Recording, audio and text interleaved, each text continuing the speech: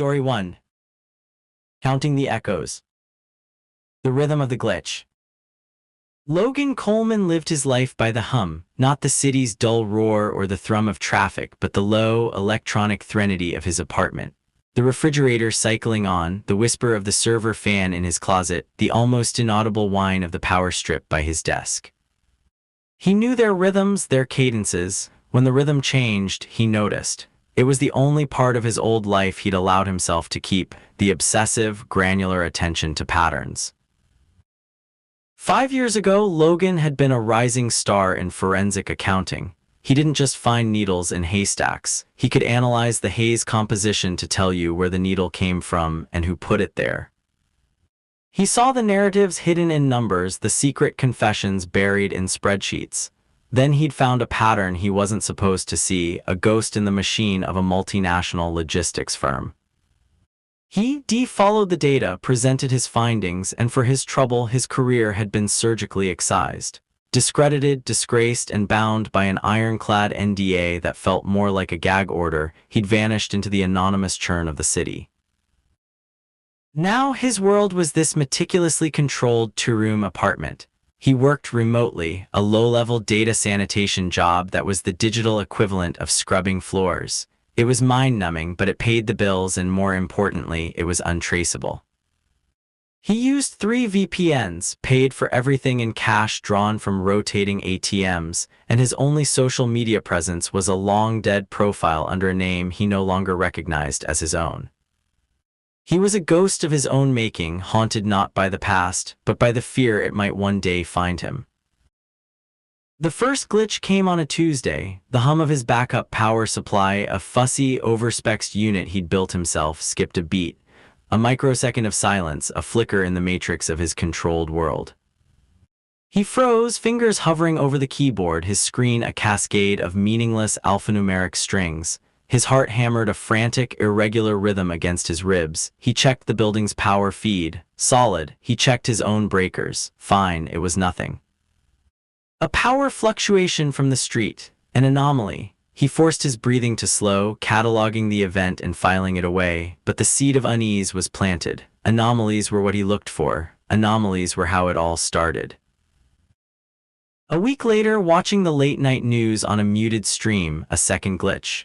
The story was local filler, a prominent city councilman, Arthur River, dead at 52. A tragic accident, slipped in the shower, blunt force trauma to the head. Logan was about to close the window when the crawl at the bottom of the screen caught his eye. The report mentioned River's recent crusade to block a municipal contract renewal for the city's primary utility provider, Ethelred Water and Power. Logan felt a cold prickle on his neck. He opened a firewalled browser and started digging. It wasn't the death itself that bothered him, but a faint echo it stirred in his memory. 2 months prior, a community organizer, Jesse Campbell, had died in a single-car crash, brake failure.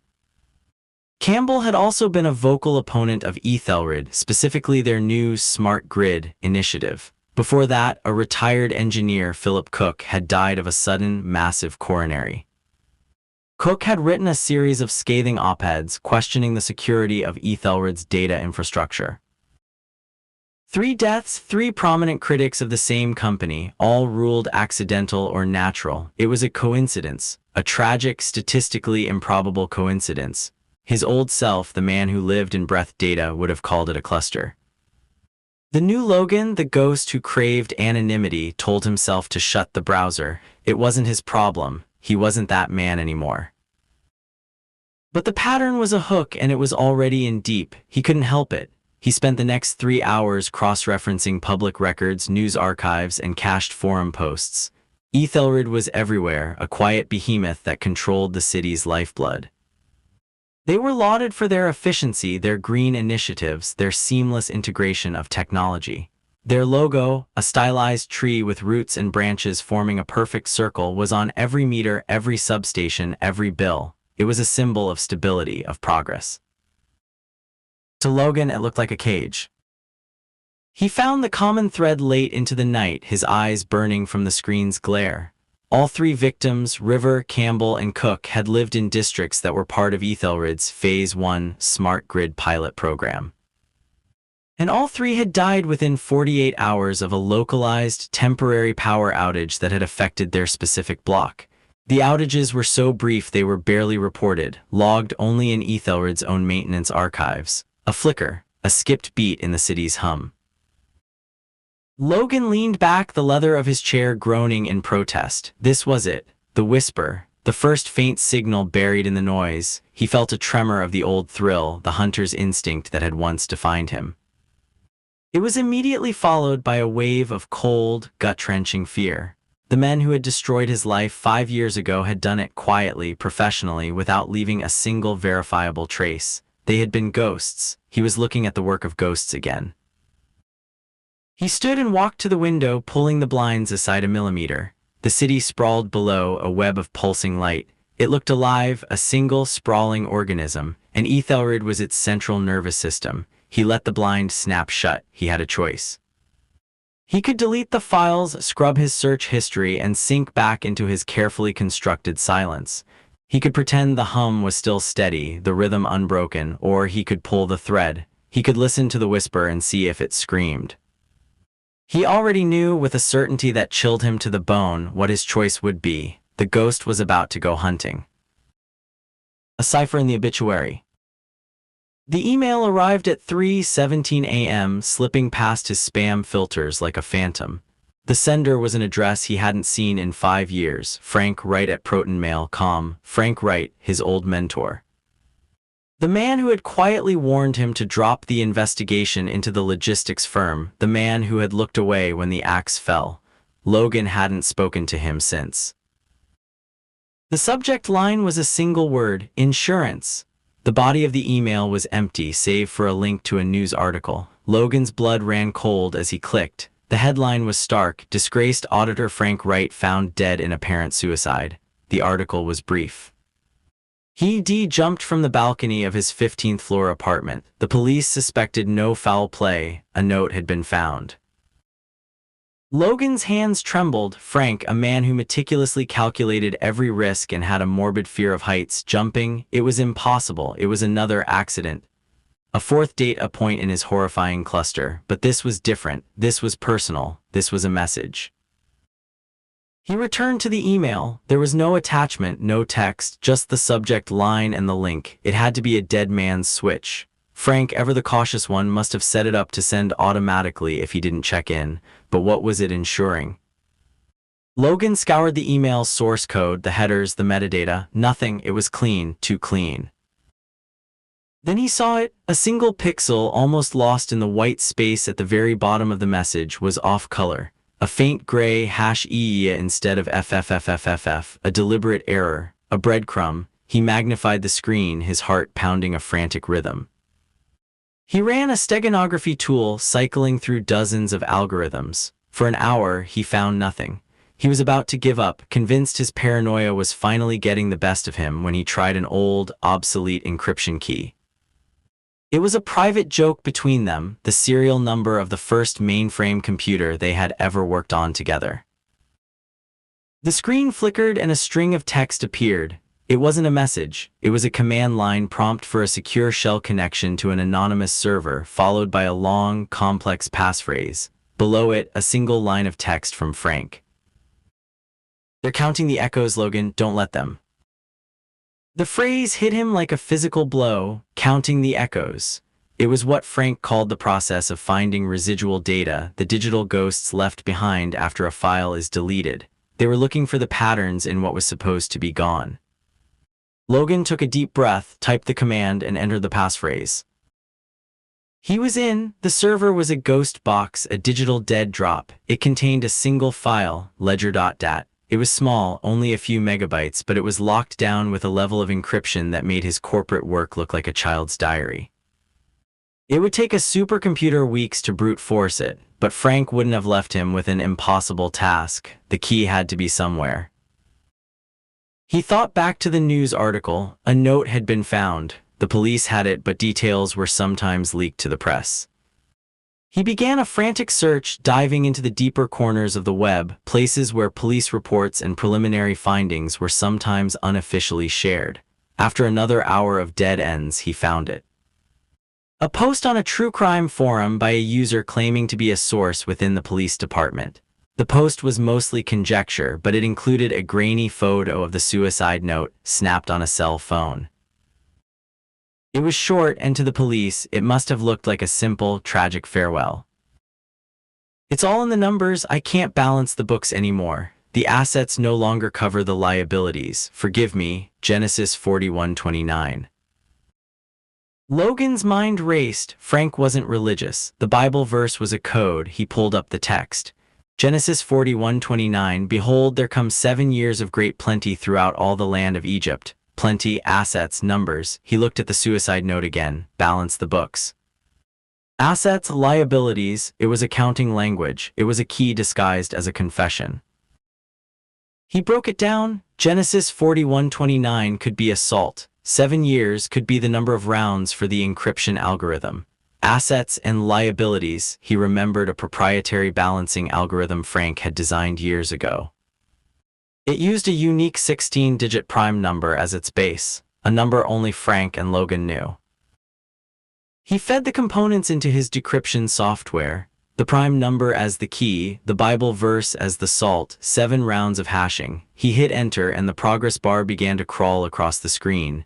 It felt like an eternity. He paced the small apartment, the silence thick with anticipation. Frank had died to get this file to him. He hadn't just been a casualty, he'd been a soldier sending one last dispatch from the front line. The computer chimed, decryption complete. He opened the file. It wasn't a ledger, it was a list, dozens of names, dates, and locations. He recognized the first 3 immediately: Cook, Campbell, River. Their names were there next to dates that corresponded with their deaths. Beside each name was a string of alphanumeric code and a single word, PRUNED. His eyes scanned down the list. There were names he didn't recognize, people from all walks of life. A teacher, a plumber, a software engineer, a stay-at-home mom, and next to a dozen of them was the same chilling annotation, PRUNED. The rest were marked monitored. He scrolled to the very bottom and felt his stomach drop. There were 2 more names marked pending. The first was a state senator known for her work on data privacy legislation. The second was Amy Young, an investigative journalist for the city's last independent news outlet. She was a bulldog, known for her relentless digging into corporate and political corruption. He knew her by reputation. She was good, and she was on a list. And then he found the connection, the column that tied them all together. Every single name on the list, whether pruned, monitored, or pending, was a customer of Ethelred Water and Power. Frank had done the impossible. He hadn't just found a conspiracy, he had found its kill list. The revelation settled over Logan not with a bang but with a terrifying, silent weight. This wasn't just about shady business dealings anymore. This was a systematic, high-tech assassination program, and the weapon was the city's own infrastructure. Frank's last words echoed in his head. They're counting the echoes. They weren't just listening to the noise of the city, they were silencing the parts they didn't like. And Amy Young was next. The hum of invisible wires. The first rule of being a ghost is you don't make waves, you don't call attention to yourself. You certainly don't walk into the office of a high-profile investigative journalist and hand her a conspiracy theory on a platter. But Amy Young's name on that list, marked pending, had changed the rules. Logan couldn't sit in the shadows while someone else was being targeted. He spent a day casing the newspaper's building, observing patterns, looking for a way to approach her without being seen.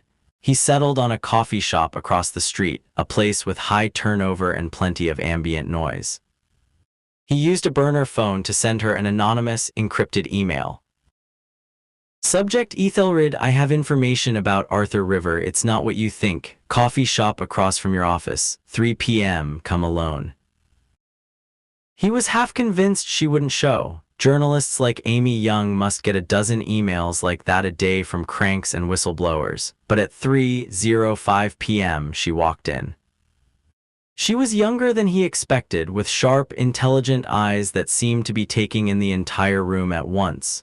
She scanned the crowd, her posture tense, a mixture of caution and curiosity. Logan waited until she'd gotten her coffee and sat down at a small table near the window. Then he approached. Ms. Young.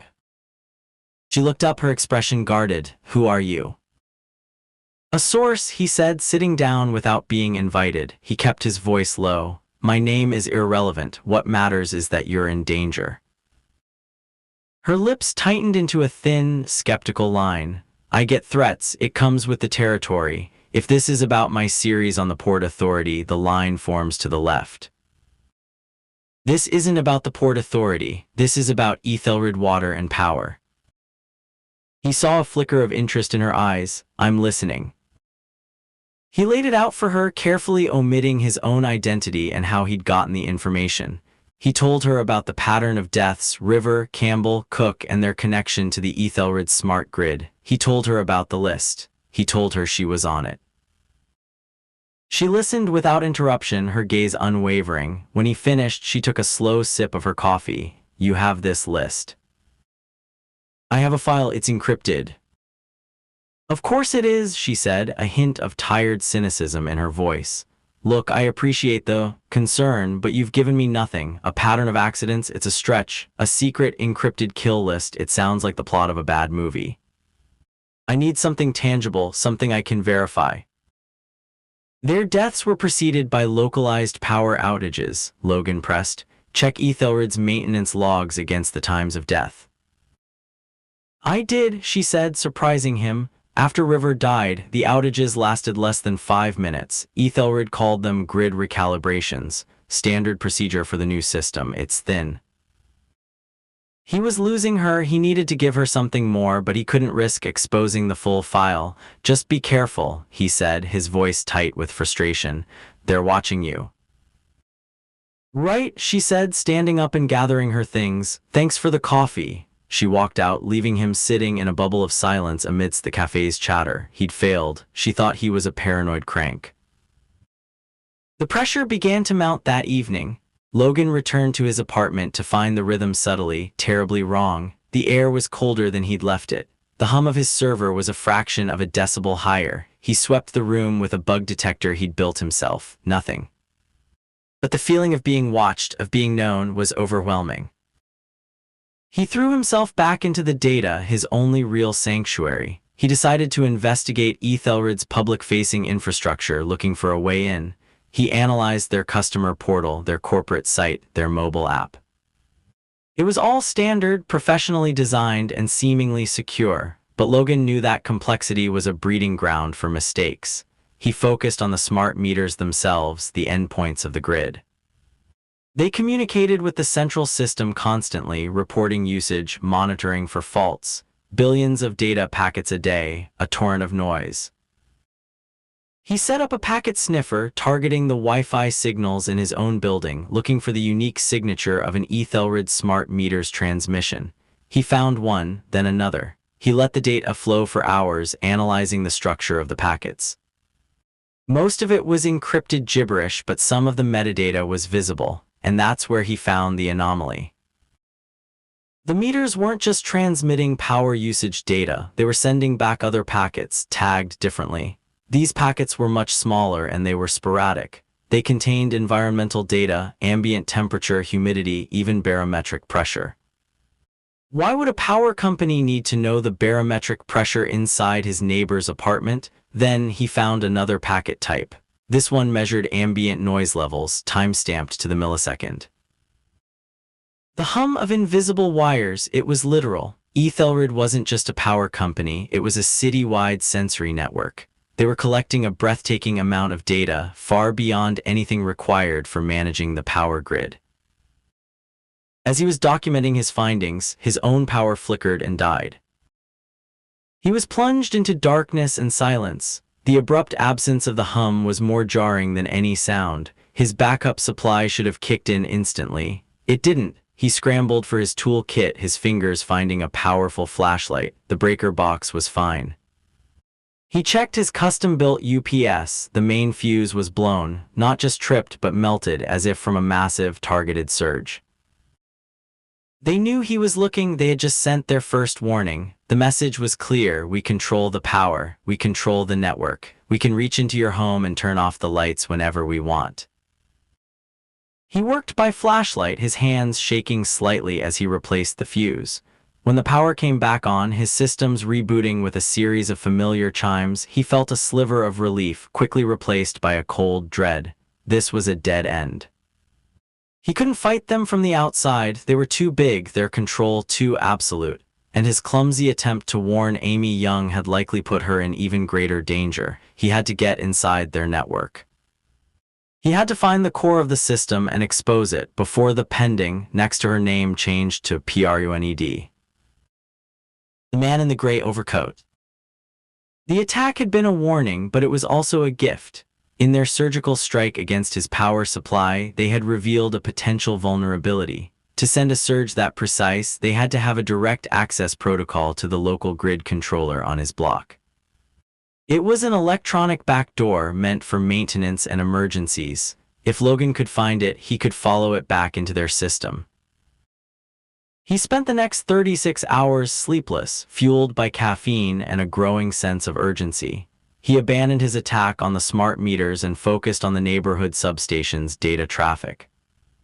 It was a digital fortress, but Logan wasn't trying to knock down the door, he was looking for a loose stone. He found it in an old, legacy diagnostic port that should have been decommissioned years ago. It was still active, a forgotten relic of the pre-smart grid era. It was sloppy, it was the kind of oversight that only happens in a system so vast and complex that no one person understands all of it, and it was his way in. He crafted his approach carefully, building a series of virtual decoys to mask his true location. He would have one shot at this. He initiated the connection, and to his astonishment, it worked. He was in. Not deep, just the outer perimeter of Ethelred's operational network, but it was a foothold. He felt a surge of adrenaline, the old thrill of the hunt. He moved silently through their digital corridors, a ghost in their machine. He found what he was looking for, the control interface for the city's power distribution. It was a stunningly complex piece of software, a real-time map of the city's electrical pulse. But buried within it was a secondary system, something he didn't recognize. It was labeled Project Shepherd. As he tried to access the Shepherd directories, the system fought back. It wasn't a passive firewall, it was an active, intelligent defense. An intrusion countermeasures electronics and ICE, the kind of thing he'd only read about in security briefs. His decoys were vaporized one by one. Alarms, silent to the outside world, shrieked across the network, his screen filled with warnings. Connection terminated, trace initiated. He severed his own connection, yanking the Ethernet cable from the wall and killing the power to his modem. He was too late. They had his physical address. They had been waiting for him. A cold certainty washed over him. They weren't going to send another power surge. They were sending a person. He moved with frantic efficiency. He grabbed a pre-packed go bag from under his bed, cash, a burner phone, a set of fake IDs, a laptop scrubbed of any personal data. He pulled the hard drives from his server and his main computer, lining them up on the floor. He had one last task. He initiated a thermite charge he'd wired into the server case for just this contingency. It was overkill, but he couldn't risk them recovering even a fragment of Frank's file. He was about to trigger it when he heard the faint sound of the elevator stopping on his floor. Not the cheerful chime of its arrival, but the subtle shift in the building's pressure. He peered through the peephole. The hallway was empty. But his instincts, honed by 5 years of paranoia, screamed at him. He backed away from the door, his heart hammering. He triggered the thermite. A blinding white light flared from the closet, followed by a whoosh of superheated air. The drives would be molten slag. A soft metallic click came from the front door, not a key in the lock, but a tool, a lock pick. They were good, they were quiet. Logan didn't hesitate. He ran to the window, wrenched it open, and scrambled onto the narrow, rusted fire escape. The cold night air hit him like a slap. He was 4 stories up. Below, the alley was a dark, trash-strewn canyon. He started to climb down, his hands slick with sweat, the rusted metal groaning under his weight. He heard the door to his apartment swing open. He risked a glance up. A figure stood in the frame of his window, silhouetted against the orange glow of the thermite burn. A man, tall, nondescript, wearing a simple gray overcoat that seemed to absorb the light around it. The man didn't shout, he didn't move. He just watched Logan descend, his face a pale, expressionless mask. There was a chilling lack of urgency in his posture, the calm assurance of a predator who knows its prey has nowhere to run. A section of the fire escape ladder gave way under Logan's foot with a sharp crack of rusted metal. He dangled for a heart-stopping second, his full weight on his arms, his feet kicking in the empty air. He found purchase again and scrambled the rest of the way down, dropping the last 10 feet. He landed hard, a sharp pain shooting up his ankle. He didn't look back, he limped into the darkness of the alley, forcing himself into a painful run. He could feel the eyes of the man in the gray overcoat on his back, a cold, physical pressure. He wasn't being chased, not in the traditional sense. There were no sirens, no running footsteps. It was worse, he was being let go. He was a loose end they would eventually, patiently, an inevitable snip. He had escaped the apartment, but he had just run headlong into a much larger and far more dangerous prison. His old life, his equipment, his sanctuary, all of it was gone, reduced to smoke and slag. He was on the street with nothing but a bag, a twisted ankle, and the terrifying certainty that he was now being hunted by a man who didn't need to hurry. The architecture of coincidence. For 2 days, Logan was a wraith. He drifted through the city's anonymous spaces, bus stations, all-night diners, public libraries, never staying in one place for more than an hour. He slept in 24-hour laundromats, the rhythmic tumble of the dryers a poor substitute for the hum of his old life. He lived on stale coffee and adrenaline, his sprained ankle a throbbing reminder of his escape. The man in the gray overcoat haunted his waking thoughts, a symbol of the calm, corporate lethality he was up against. He was cut off, isolated, and running out of time. Amy Young was still out there, oblivious, and he was the only one who knew she was a target. His burner phone was his only link, but calling her was a risk. If they were monitoring her, they'd be monitoring her communications. He had to reach her to convince her. He had to give her something she couldn't dismiss. He bought a cheap laptop from a pawn shop, paying in cash. In the back corner of a university library, using their public Wi-Fi, he risked connecting to the Ghost Box server one more time. He downloaded a small, isolated fragment of Frank's data, not the list of names, but something he'd overlooked before. It was a predictive model, a complex algorithm that seemed to map out network stress and potential failure points in Ethelred's grid. It was full of projections for minor events, transformer overloads, circuit trips, brownouts. To anyone else, it would look like a standard maintenance schedule. Logan found what he was looking for, a projection for a cascade capacitor failure in a specific substation, timestamped for 4:15 p.m. that afternoon. The affected area was a 4-block radius downtown. According to the notes, the resulting outage would last less than 2 minutes. It was a test, a calibration, and it was the proof he needed. He sent another encrypted email to Amy. Subject 4:15 p.m., Substation 7B, corner of Elm and 4th, watch the lights, we need to talk. He didn't know if she'd get it or if she'd believe it. All he could do was wait. He found a vantage point in a park that overlooked the district, his gaze fixed on the traffic lights and office buildings. At 4:14, his heart began to pound. He was betting everything on the accuracy of Frank's data. At exactly 4:15 p.m., the traffic lights at the intersection of Elm and 4th went dark. The glow from the office windows vanished. A collective groan rose from the street as cars braked and horns began to blare. The power was out. Logan held his breath. 1 minute passed, then another. Then, as predicted, the lights flickered back on. The whole event lasted maybe 90 seconds, a minor inconvenience forgotten by most people as soon as it was over, but it was a miracle to Logan. It was verified, undeniable proof. An hour later, his burner phone buzzed, a text from an unknown number. My apartment, address below, use the back entrance, you have 1 hour. Amy Young lived in a modest walk-up, the kind of building that valued thick walls over modern amenities. The back entrance led to a narrow, dimly lit staircase. She was waiting for him at the door to her apartment, her face pale, her arms crossed tightly.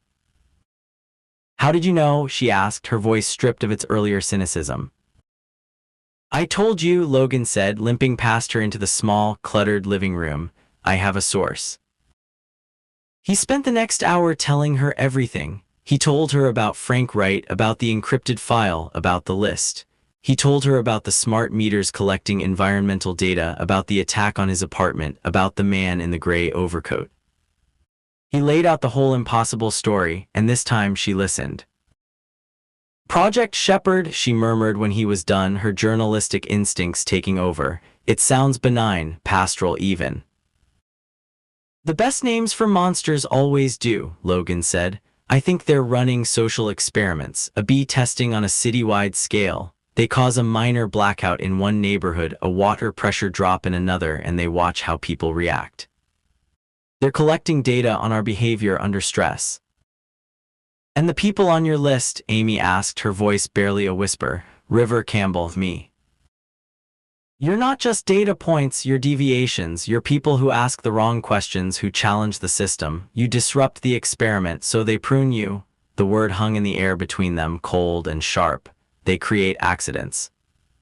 A slip in the shower during a power flicker, a brake failure caused by an electronic pulse, a heart attack induced by a specific frequency sent through the wiring of a house. It's the perfect crime. Who investigates the power company when a man's heart gives out? Amy sank into a chair, running a hand through her hair. The reality of it was sinking in. This is insane. It's a shadow government run by the utility company. It's the architecture of coincidence, Logan said, his voice grim. They've built a system that can make anything look like an accident, and they've been getting away with it for years.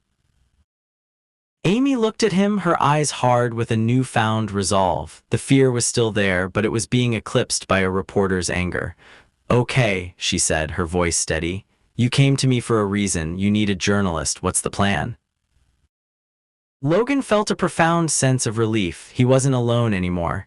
The file Frank left me is the key, he said, but it's not enough to just leak a list of names. People won't believe it. We need the source code for Project Shepherd. We need the algorithm itself. We have to show the world not just what they're doing, but how they're doing it. And where do we find that? In the heart of the machine, Logan said, pulling up a satellite map on his laptop. He pointed to a nondescript, windowless building in an industrial park on the edge of the city. It was listed on public records as an Ethelred data backup and archival facility. I traced the network back to this hub. It's their brain. It's where the Shepherd lives. The Shepherd in the server room. The plan was desperate, a long shot stitched together from Logan's technical knowledge and Amy's ability to get her hands on information. Using her press credentials and a bit of social engineering, Amy acquired the blueprints for the Ethelred data center. It was a modern fortress designed for digital defense, but every fortress has a physical weakness. Logan found theirs in the HVAC system, a series of large rooftop ventilation shafts that led directly to the main server floor. They were protected by pressure sensors and grates, but not by cameras. For 2 nights they watched the facility from a distance, timing the patrols of the private security firm, noting the shift changes. The man in the gray overcoat, the one Logan had started to think of as Mr. Reed, based on a half-glimpsed name badge and a corporate photo Amy had unearthed, was nowhere to be seen. That was both a relief and a source of profound dread. He wasn't a guard, he was a specialist. He would only be there if they knew they were coming. On the 3rd night, under the cover of a moonless sky, they made their move. Dressed in black, carrying a duffel bag of gear, they scaled the perimeter fence. The silence of the industrial park was absolute, broken only by the distant hum of the building's cooling systems. It felt like approaching a sleeping giant. Getting to the roof was the easy part. Logan, his ankle now tightly wrapped, used a series of maintenance ladders on the building's exterior. Once on top, he got to work on the ventilation shaft. The grate was held by maglocks. He bypassed them with an induction coil, the heavy steel cover lifting with a soft click. Below them was a 30-foot drop into darkness. This is the point of no return, Amy whispered, her voice tight with tension as she peered into the abyss. We passed that when you texted me your address, Logan replied, securing their climbing rope to a sturdy anchor point. He went first, rappelling down into the cold, rushing air of the shaft. He landed silently on the grated floor of the server room. The room was a cathedral of data, rows upon rows of black monoliths blinking with soft blue and green lights. The air was chilled to a precise temperature, and the combined hum of tens of thousands of cooling fans was a deafening, constant roar. He gave the rope 2 sharp tugs, and a moment later Amy descended, landing beside him. They were in. Logan pulled out his laptop, connecting a cable to a port on the nearest server rack.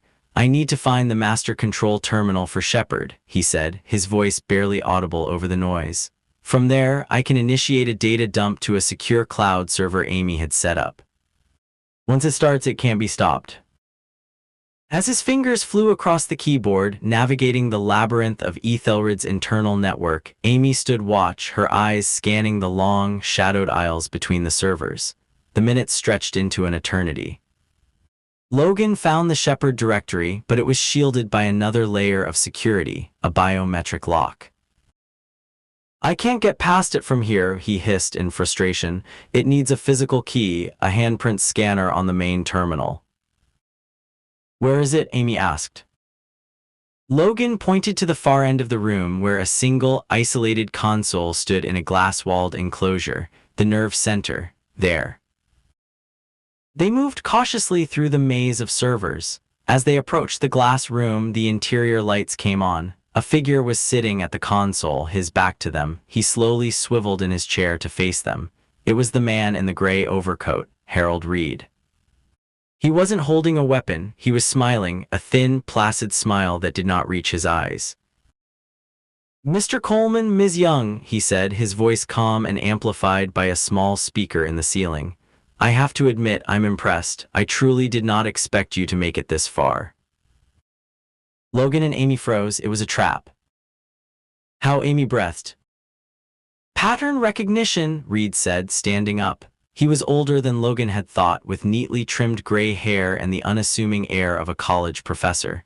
"The most dangerous variables are the ones that are unaccounted for." Once Mr.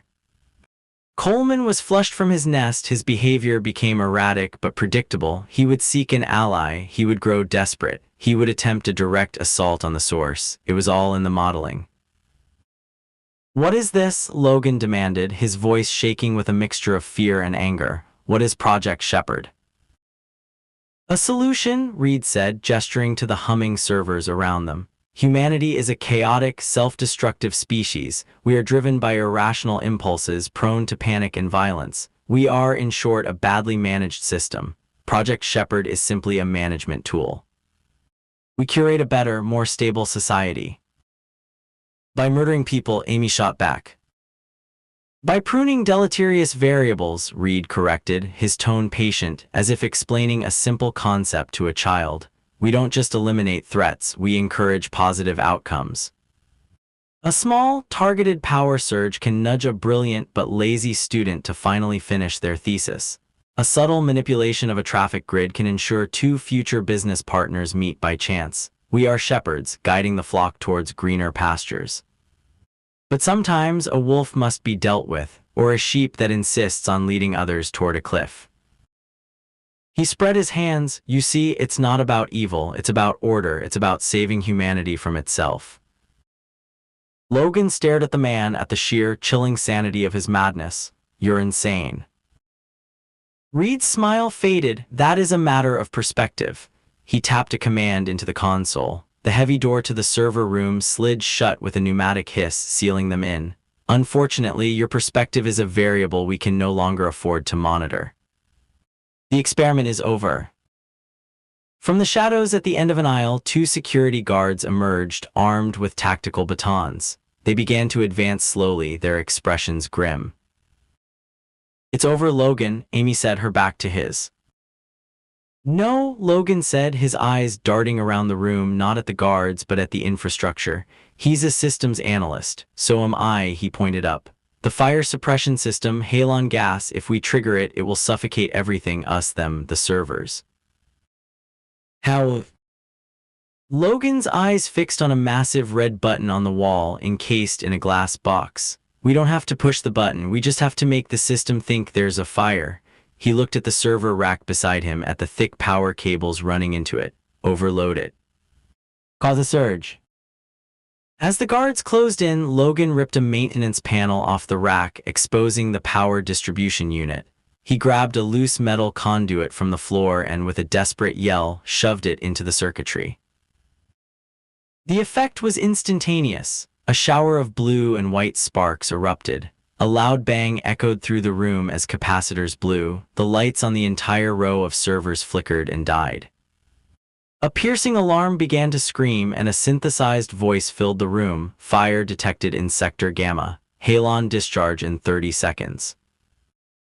When the floodgates broke, chaos erupted. The piercing shriek of the fire alarm was disorienting, a physical assault on the senses. The guards, momentarily stunned by the electrical explosion, hesitated. It was the only opening Logan needed. The vents, he screamed at Amy over the din, pointing back the way they had come. Reed's calm demeanor finally shattered. He lunged for the console, his face a mask of fury, frantically typing, trying to override the discharge sequence. "Stop them," he roared at the guards. One guard charged, baton raised. Amy, surprisingly quick, grabbed a heavy fire extinguisher from its wall mount and blasted him in the face with a thick cloud of CO2. He staggered back, choking and blinded. The other guard came at Logan, but Logan was already scrambling up the side of a server rack, using the maintenance rails as handholds. He moved with the desperate agility of a cornered animal, reaching the top just as the guard's baton swiped at his heels. Hellen discharge in 15 seconds. Evacuate area immediately. From his perch, Logan could see the entire room. Amy was dragging the rope toward the ventilation shaft. Reed was still at the console, his back to the room, consumed with trying to save his precious system. The guards were regrouping below. Logan knew they wouldn't all make it out. He looked at the main console, at Reed, and an idea, cold and terrible, took shape. He wasn't just going to escape. He was going to burn the whole thing down. He leaped from the top of the rack, not toward the exit, but toward the next row, landing with a jarring impact. He scrambled across the tops of the servers, a high wire act above the blinking lights, making a direct line for the glass-walled control room. 10 seconds. Amy saw what he was doing. "Logan, no," she screamed, her voice filled with panic. He ignored her, dropping down behind the control room just as Reed finally succeeded in aborting the sequence. The alarm cut out, plunging the room into an eerie, humming silence. Reed turned, a look of triumph on his face, which quickly turned to shock as Logan smashed through the glass wall behind him with a spare server casing. They collided in a shower of shattered safety glass. Logan wasn't a fighter, but he had the advantage of surprise and desperation. He tackled Reed, sending them both tumbling to the floor. Reed was stronger, his wiry frame belying a core of steel. His hands closed around Logan's throat, squeezing with methodical, chilling efficiency. Logan's vision began to tunnel. He could hear Amy shouting, the guards running toward them. His fingers scrabbled for purchase on the console, his hand closing around a heavy, solid-state hard drive someone had left on the desk. He swung it with the last of his strength, connecting with the side of Reed's head. The grip on his throat loosened. He swung again, and Reed went limp. Logan gasped for air, his lungs burning. He scrambled to the console. Reed had aborted the Hellen discharge, but he hadn't had time to resecure the system. The master control for Project Shepherd was still on the screen. He saw the command he had been looking for, Cascade Redundancy Purge. It was a failsafe, designed to wipe all backups in the event of a catastrophic system compromise. It was a digital self-destruct button. He slammed his hand on the execute key. Command accepted, system purge initiated, irreversible. The guards were at the shattered door of the control room. Logan didn't wait. He turned and ran, diving through the broken glass on the other side. He sprinted through the aisles, the hum of the servers already changing, becoming erratic as their core programming began to unravel. Amy had the rope ready. "Go," she yelled, clipping the ascender to his harness. He went up, climbing hand over hand, his muscles screaming in protest. Amy followed right behind him. They reached the top of the shaft just as the first bank of servers on the floor below sparked and went dark with a final, mournful sigh. They had made it. The aftermath was a whirlwind. Amy published her story backed by a mountain of irrefutable, albeit anonymous, data. Logan had managed to push to her secure server in the seconds before he initiated the purge.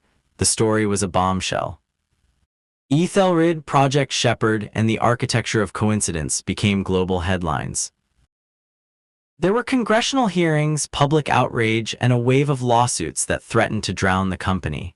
Ethelred's CEO and board of directors claimed they were victims of a rogue internal division, a story that was too neat to be entirely true. They offered up a few mid-level executives as sacrifices, and Harold Reed, found unconscious in the wreckage of the server room, became the public face of the conspiracy. He was declared mentally unfit to stand trial and disappeared into a secure psychiatric facility, his silence bought and paid for. The floodgates had broken, but as the water receded, Logan realized the foundations of the structure remained. The true masterminds, the ones who had funded and authorized Project Shepherd, remained shadows, their names scrubbed from every record. Logan provided his testimony through encrypted channels, a digital ghost testifying at a trial of ghosts. He gave Amy everything he had, ensuring the truth, or at least a version of it, came out. He watched the news reports from a series of anonymous hotel rooms, a phantom observing the consequences of his own actions. He was free, but he was more isolated than ever. He had won the battle, but he had a sinking feeling that the war was far from over. The cost of his victory was the last vestiges of his own life. Logan Coleman was officially dead. The man who remained had no name and no future. A different kind of static. 6 months passed. The world, with its voracious appetite for scandal and its tragically short attention span, moved on. The Ethelred story became just another chapter in the long, sordid history of corporate overreach. The company restructured, rebranded, and under a new name, OmniGrid, continued to manage the city's power. The smart grid they had built was too deeply integrated, too essential to be dismantled. The official narrative was that new, robust privacy protocols were now in place. Logan Coleman was a ghost in a small, quiet town in the Pacific Northwest. His new name was James, and he worked as a freelance bookkeeper for local businesses, a pen and paper man who claimed to be allergic to Wi-Fi. He lived in a small, rented cabin at the end of a long gravel road, surrounded by towering pines that filtered the sunlight and muffled the sounds of the world. He had finally found a place where the only hum was the wind in the trees. He still talked to Amy, their communications sporadic and layered with encryption. She had won a Pulitzer for her series. She was a star, but she was also a target. She told him she still felt watched, that her digital life was a constant battle against unseen forces. They were two veterans of a silent war, forever marked by the conflict. He had found a fragile peace. He walked in the woods, drank coffee on his porch, and tried to forget the language of data and the rhythm of the glitch. He was learning to live in an analog world again. He told himself he was safe. He told himself it was over. One crisp autumn morning, a utility van rumbled down his gravel road. It was unusual. He rarely got visitors. He watched from his window as two men in crisp, clean uniforms got out. They weren't from the local electric co-op. Their van was a pristine white, completely unmarked. They weren't there for his cabin. They stopped at his neighbor's place, a retired schoolteacher named Mrs. Gable. Logan watched as one of the men, clipboard in hand, spoke to her on her porch. She nodded, and the other man began to work on the electric meter on the side of her house. He was replacing the old analog disc meter with a new, sleek digital one, a smart meter. Logan felt a familiar coldness seep into his bones. He raised a pair of binoculars to his eyes, focusing on the back of the van. For a moment, as the sun glinted off the rear door, he saw it. It wasn't a logo, more like a watermark in the paint, something you could only see from the right angle. It was a circle, formed by the interweaving lines of what could be a tree's roots and branches. The OmniGrid logo, a softened, friendlier version of the old Ethelred symbol.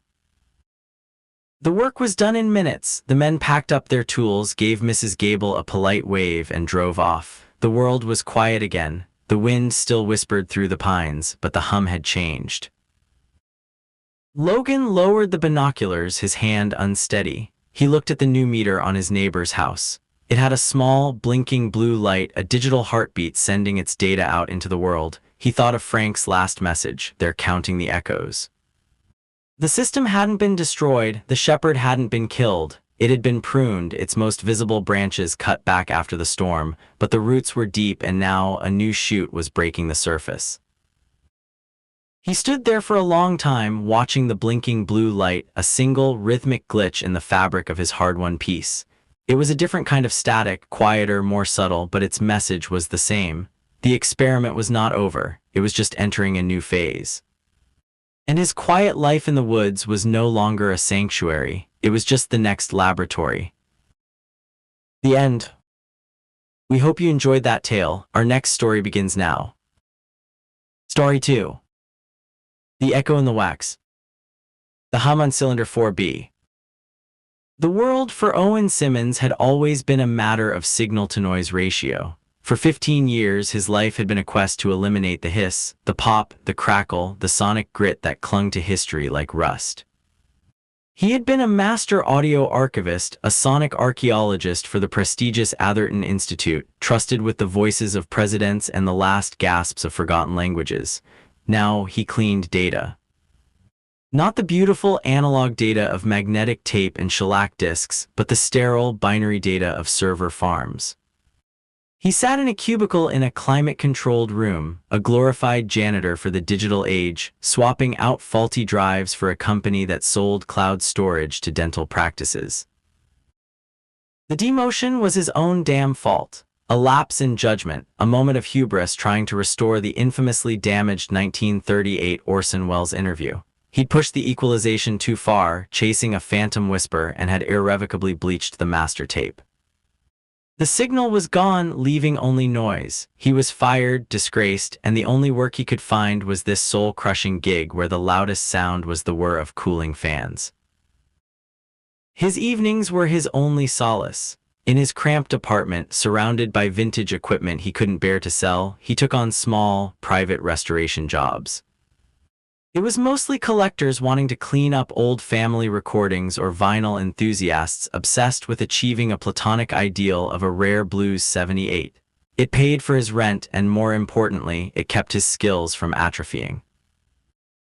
The email from C. Watson had been unusual. No preamble, no friendly inquiry, just a stark request. I have a wax cylinder heavily damaged, need audio extracted. Discretion is paramount, name your price. Owen had named a price he thought was insulting, hoping to scare them off. The reply was instantaneous, acceptable, address for drop-off. 2 days later, a courier delivered a small, lead-lined box. Inside, nestled in custom-cut foam, was a brown wax cylinder, circa 1910 by his estimate. It was in terrible shape. A significant crack ran along its length, and a milky white bloom of mold, the archivist's nightmare, crept across 1/3 of the surface. A small, typewritten label was glued to the inside of the lid, Blackwood Asylum, Patient Study 17, Cylinder 4B. The challenge was intoxicating. This was a rescue mission, not just a cleaning job. He spent the first night meticulously building a digital model of the cylinder's grooves, using a laser scanner to read the topography without a needle ever touching the fragile wax. He then wrote a custom algorithm to bridge the gaps caused by the crack, interpolating the missing sound waves. It was the kind of delicate, obsessive work he hadn't done since his days at the Atherton.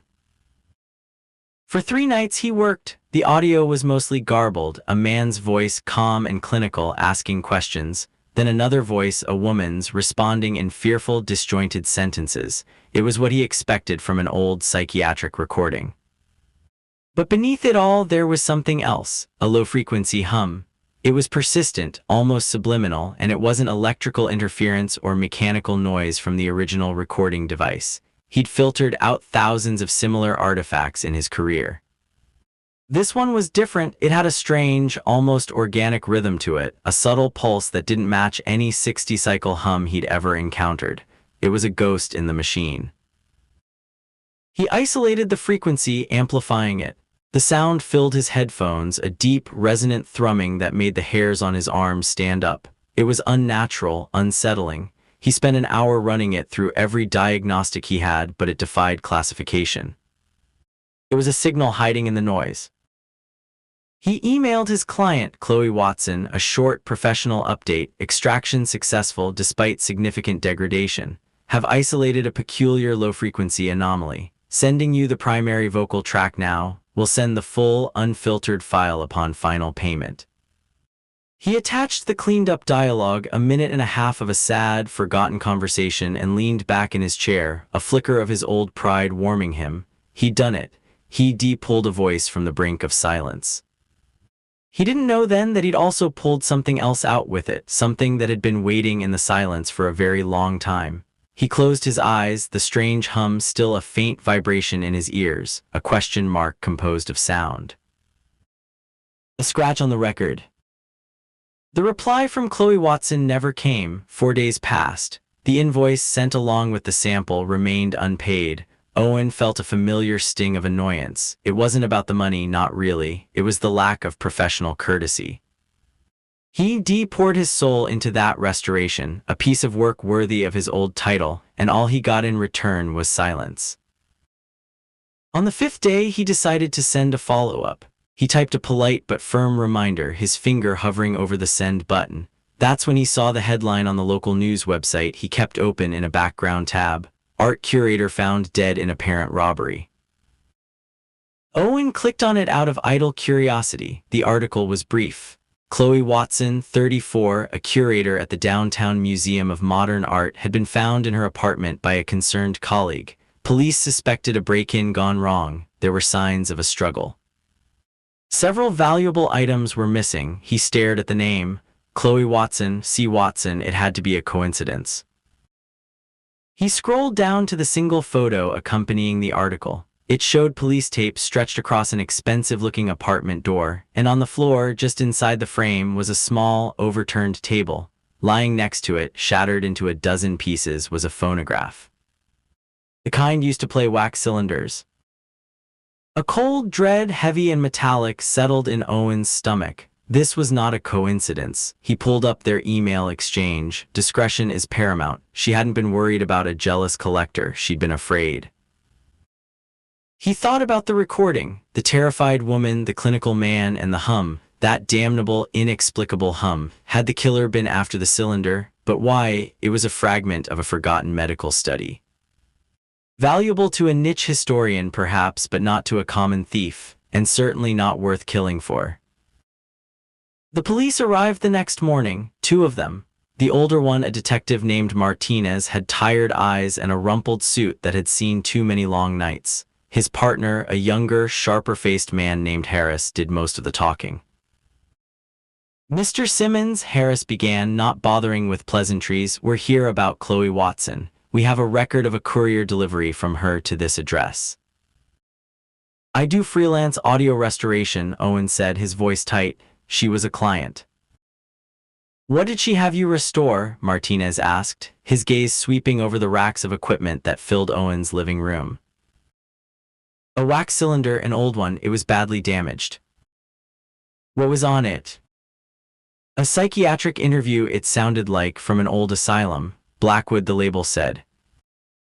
Harris's eyebrows shot up. Blackwood, that place has been closed for 50 years. The recording was old, Owen said flatly. We'll need that recording, Mr. Simmons, Martinez said, and any correspondence you had with the deceased. It's evidence in an active homicide investigation. Owen complied, his hands feeling clumsy as he copied the files onto a thumb drive. He gave them the email chain, the cleaned-up audio, the raw digital scan of the cylinder, and on a separate track, the isolated hum. What's this last one? Harris asked, pointing to the file labeled Anomaly ISOFREQ. Noise, Owen said, deciding in a split second to downplay it. A low-frequency hum embedded in the original recording, probably from the machine they used. He couldn't explain why he lied, but a primal instinct screamed at him to keep that part of his discovery to himself. Telling them would invite questions he couldn't answer, make him sound like a crank. Martinez gave him a long, appraising look. You hear anything on the recording that might suggest she was in trouble, threats, anything unusual? Owen thought of the woman's fearful voice. It was a recording from over a century ago, detective. The people on it are long dead. They left soon after, taking his evidence and leaving behind a receipt and a thick cloud of suspicion. Owen was now officially on their radar, a person of interest. The last person to have contact with the victim, who happened to possess the strange object she hired him to investigate. He felt a phantom scratch on the record of his life, a deep gouge that could send the whole thing skipping into chaos. That night he couldn't sleep. He sat in the dark, the glow of his monitor illuminating his pale face. He pulled up the anomaly file, the one he hadn't given the police its true context. He put on his best pair of studio headphones, the ones that blocked out the world, and hit play. The hum filled his head. Thrum, thrum, thrum. It wasn't just a sound, it was a presence. And now, listening to it in the wake of Chloe Watson's death, it sounded like a warning. A warning he had been the first to hear in 100 years, and one that he had utterly failed to understand. The hiss of the unheard. The police treated him like a gnat, a minor annoyance to be swatted away. His follow-up calls to Detective Martinez went unreturned. He was a loose end, a civilian who had stumbled into the periphery of a crime. They had his files, his statement, and he was sure, a file of his own that detailed his ignominious departure from the Atherton Institute. To them, he was an unreliable, disgraced expert with a weird hobby. But Owen couldn't let it go. The hum was a splinter in his mind. He'd spent his life listening to what others missed, and this was the most significant unheard thing he had ever encountered. It was the key. He was sure of it. Chloe Watson had been killed for that cylinder, and the reason was encoded in that sound. He started his own investigation the only way he knew how. He dove into the digital archives using his old credentials from the Institute, which, by some administrative oversight, were still active. He searched for Blackwood Asylum. The place had a dark history. Opened in 1888, it was a model of progressive psychiatric care for its time, but by the 1920s it had devolved into a place of whispered horrors, overcrowding, underfunding, and rumors of experimental treatments. It was shut down by the state in 1957 after a series of patient deaths and a public scandal.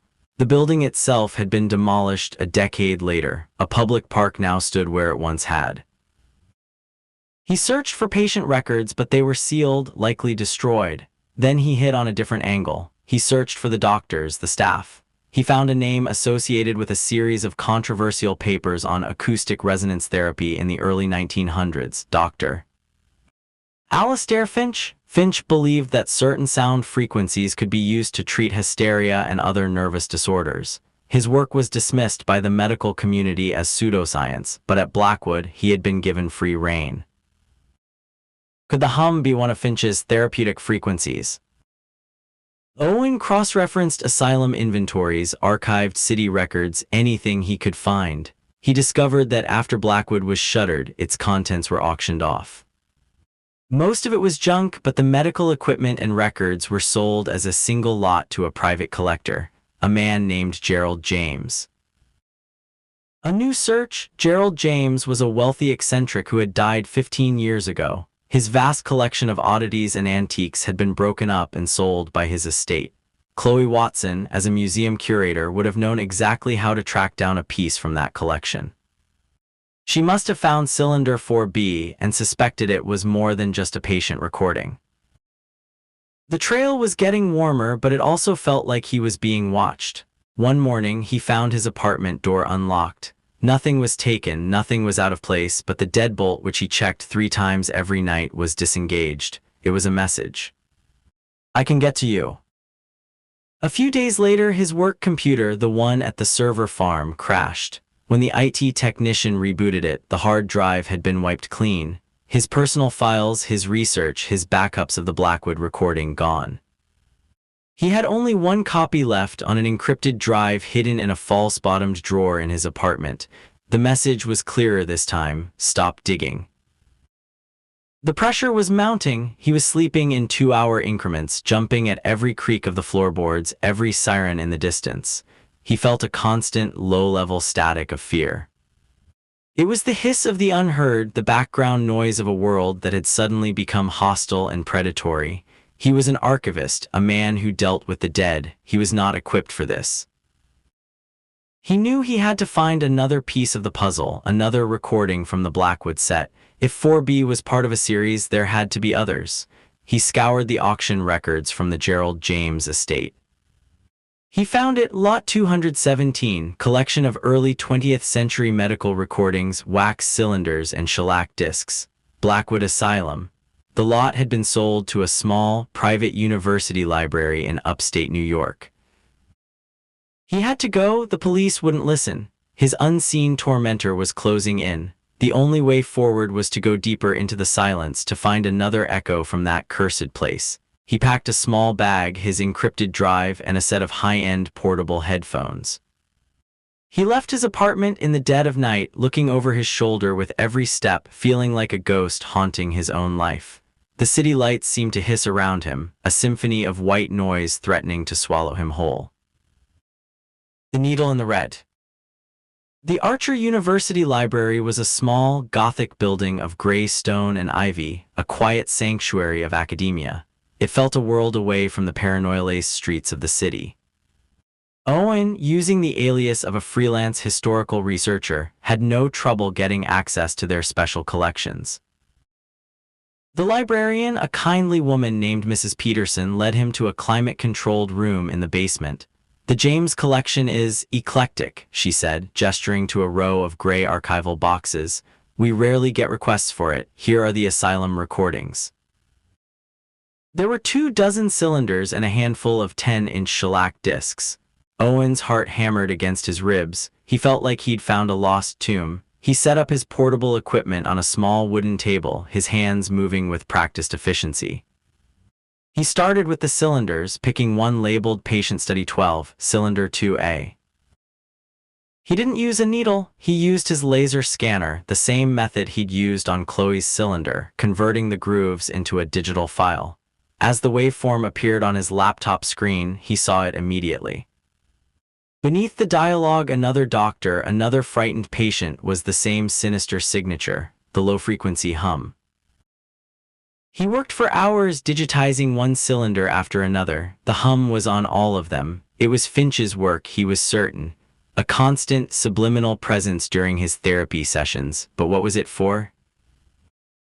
He moved on to the shellac discs. These were different. The labels were more specific. Finch, a personal log, March 1912. Not patient studies, but the doctor's own notes. This was the breakthrough he needed.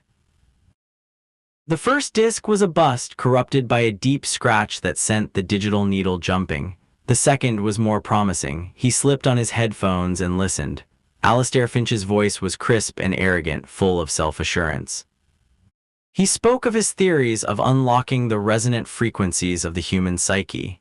He was arrogant, possibly mad, but there was no confession of anything illegal. It was on the third disc that the world fell apart. The recording was of a meeting. Finch's voice was there, along with 2 other men. They were arguing. The other men were nervous, talking about a patient, a young woman who had died during a session. The machine was too powerful, Alastair, one of them said, his voice tinny with age and panic. Her heart just stopped.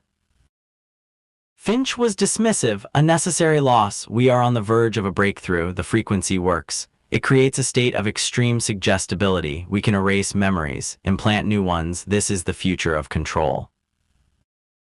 Owen's blood ran cold. This wasn't therapy. It was mind control. The hum wasn't a treatment. It was a weapon. The recordings weren't just studies. They were evidence of manslaughter at the very least. Suddenly, the basement door creaked open. Owen looked up, his heart seizing in his chest. It was Mrs. Peterson. It was a man, tall, gaunt, with pale, watchful eyes and an expensive-looking coat. He moved with an unnatural quietness. He didn't look like a researcher. He looked like a wolf that had wandered into a sheep pen. Owen Simmons, the man said. His voice was soft, almost gentle, which made it all the more terrifying. You've been remarkably persistent. I underestimated you. Owen's mind raced. The door was the only way out. The man was blocking it. His laptop with the damning recording was on the table. The recordings are a private family matter, the man continued, taking a slow step forward. Dr. Finch was my great-grandfather. I've spent years quietly acquiring and destroying his legacy. A legacy of failure. You and Miss Watson were the final loose ends.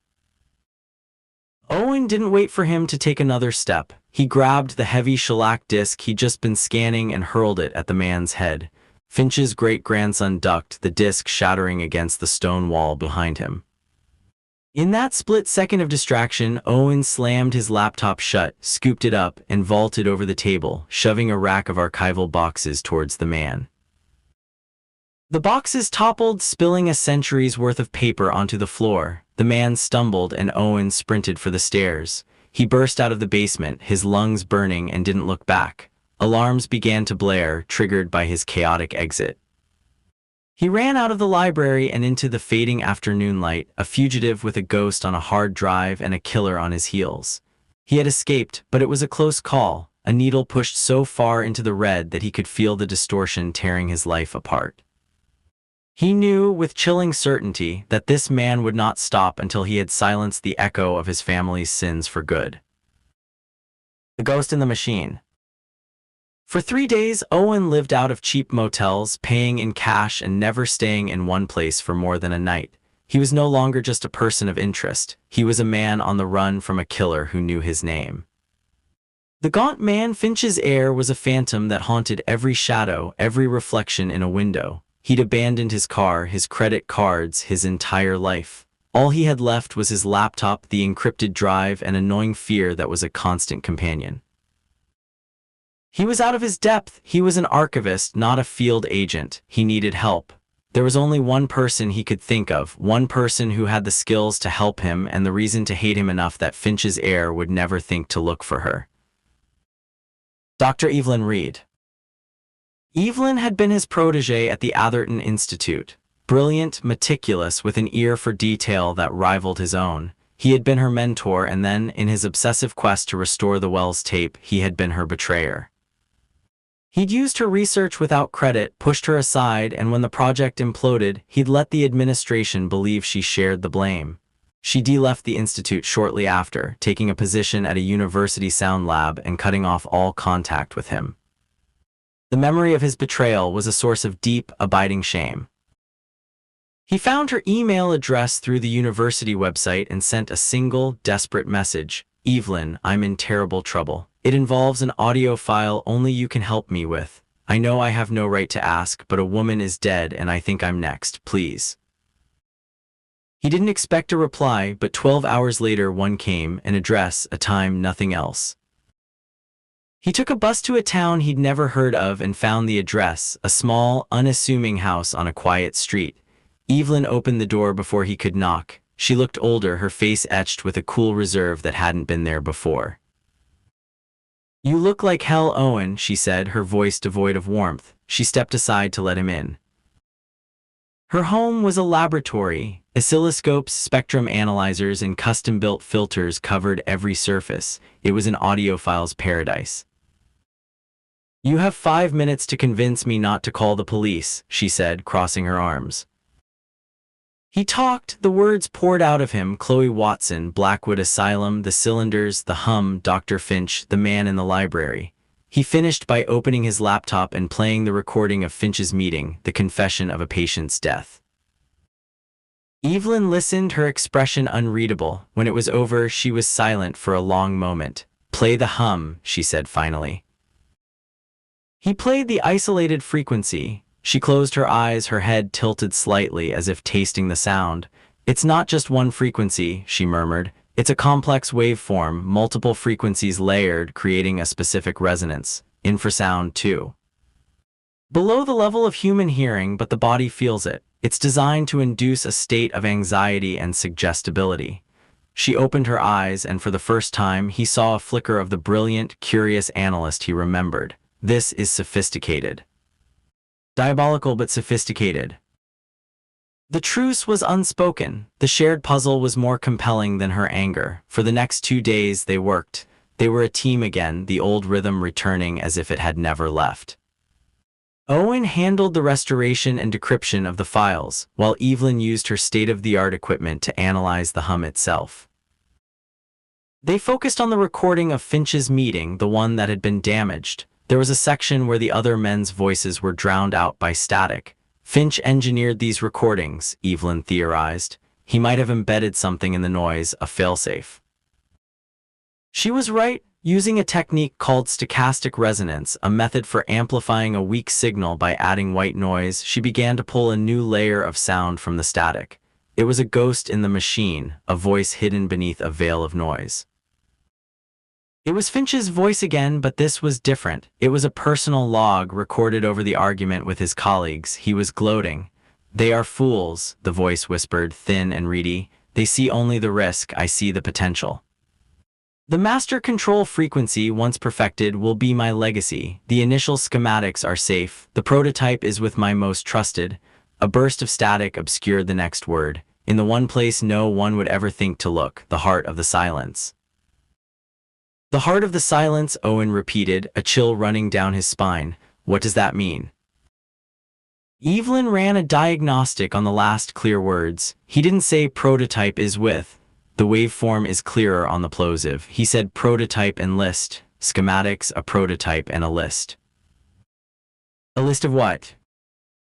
"Patients they tested it on, financial backers." Evelyn shook her head. "I don't know, but the heart of the silence, for an audio researcher, what's the most silent place you can imagine?" Owen's eyes widened as the realization dawned on him. A place designed for the complete absence of sound, where Finch could conduct his monstrous experiments without interruption. "A soundproof room," he breathed. He hid it all in the asylum's recording studio.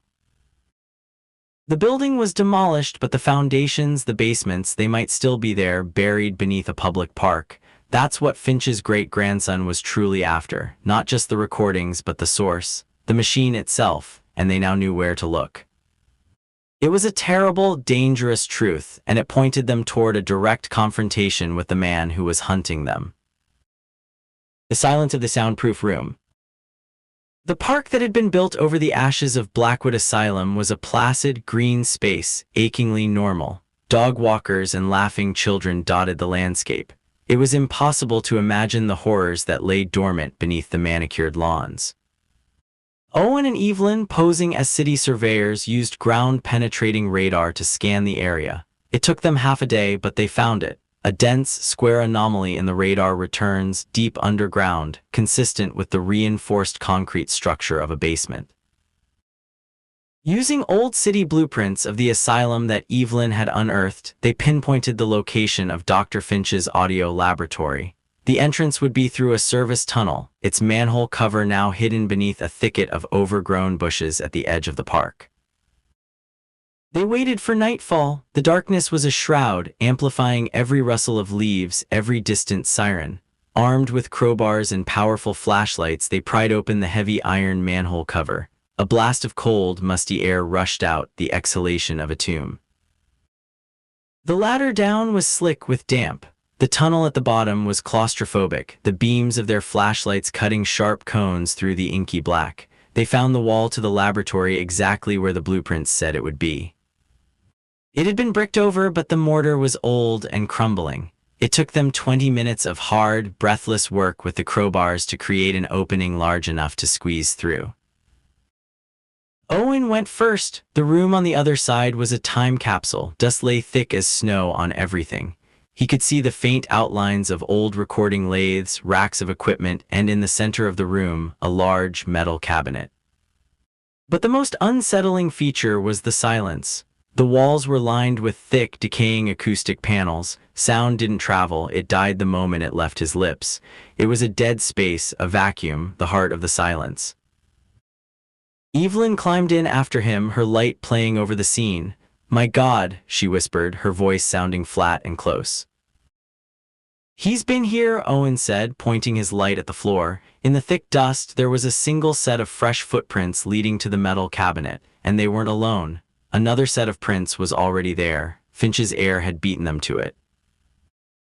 A soft click echoed from the far corner of the room. Both their flashlights swung toward the sound. The gaunt man stepped out from behind a rack of equipment. He wasn't holding a gun. He was holding a small, intricate metal box with a strange-looking antenna, the prototype.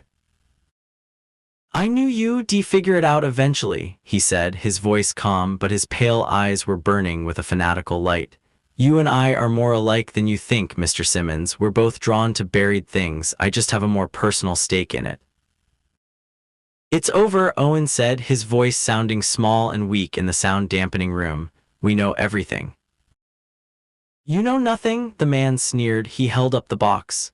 "This isn't about hiding my family's shame. It's about claiming its legacy. My great-grandfather wasn't a monster. He was a visionary. This device, it can bring order. It can create peace by removing the noise of dissent, of free will. I've already sold the schematics. My buyers are very eager. The list you heard on the recording, that was his list of financial backers, powerful families whose names you would recognize. They funded his research then, and their descendants are funding me now." He wasn't destroying the past, he was resurrecting it. He flipped a switch on the box. There was no sound, but Owen felt it instantly, a deep, nauseating vibration in his bones. The hum. It was no longer a faint echo on a recording, it was a physical presence, a crushing wave of pure sonic malevolence. His thoughts grew sluggish, his limbs heavy. A fog of despair and apathy washed over him. "Give up, it doesn't matter, nothing matters."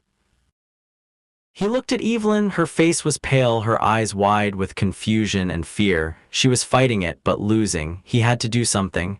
The room was designed for silence. Sound was the enemy here.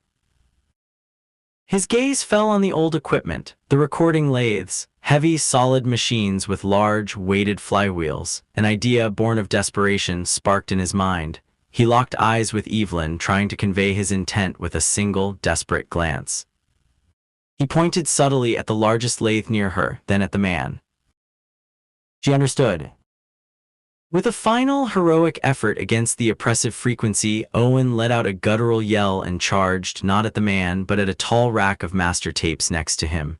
He slammed into it with all his weight. The metal rack groaned and tipped over, crashing down toward Finch's ear. The man jumped back, momentarily breaking his concentration. The oppressive feeling lessened for a fraction of a second.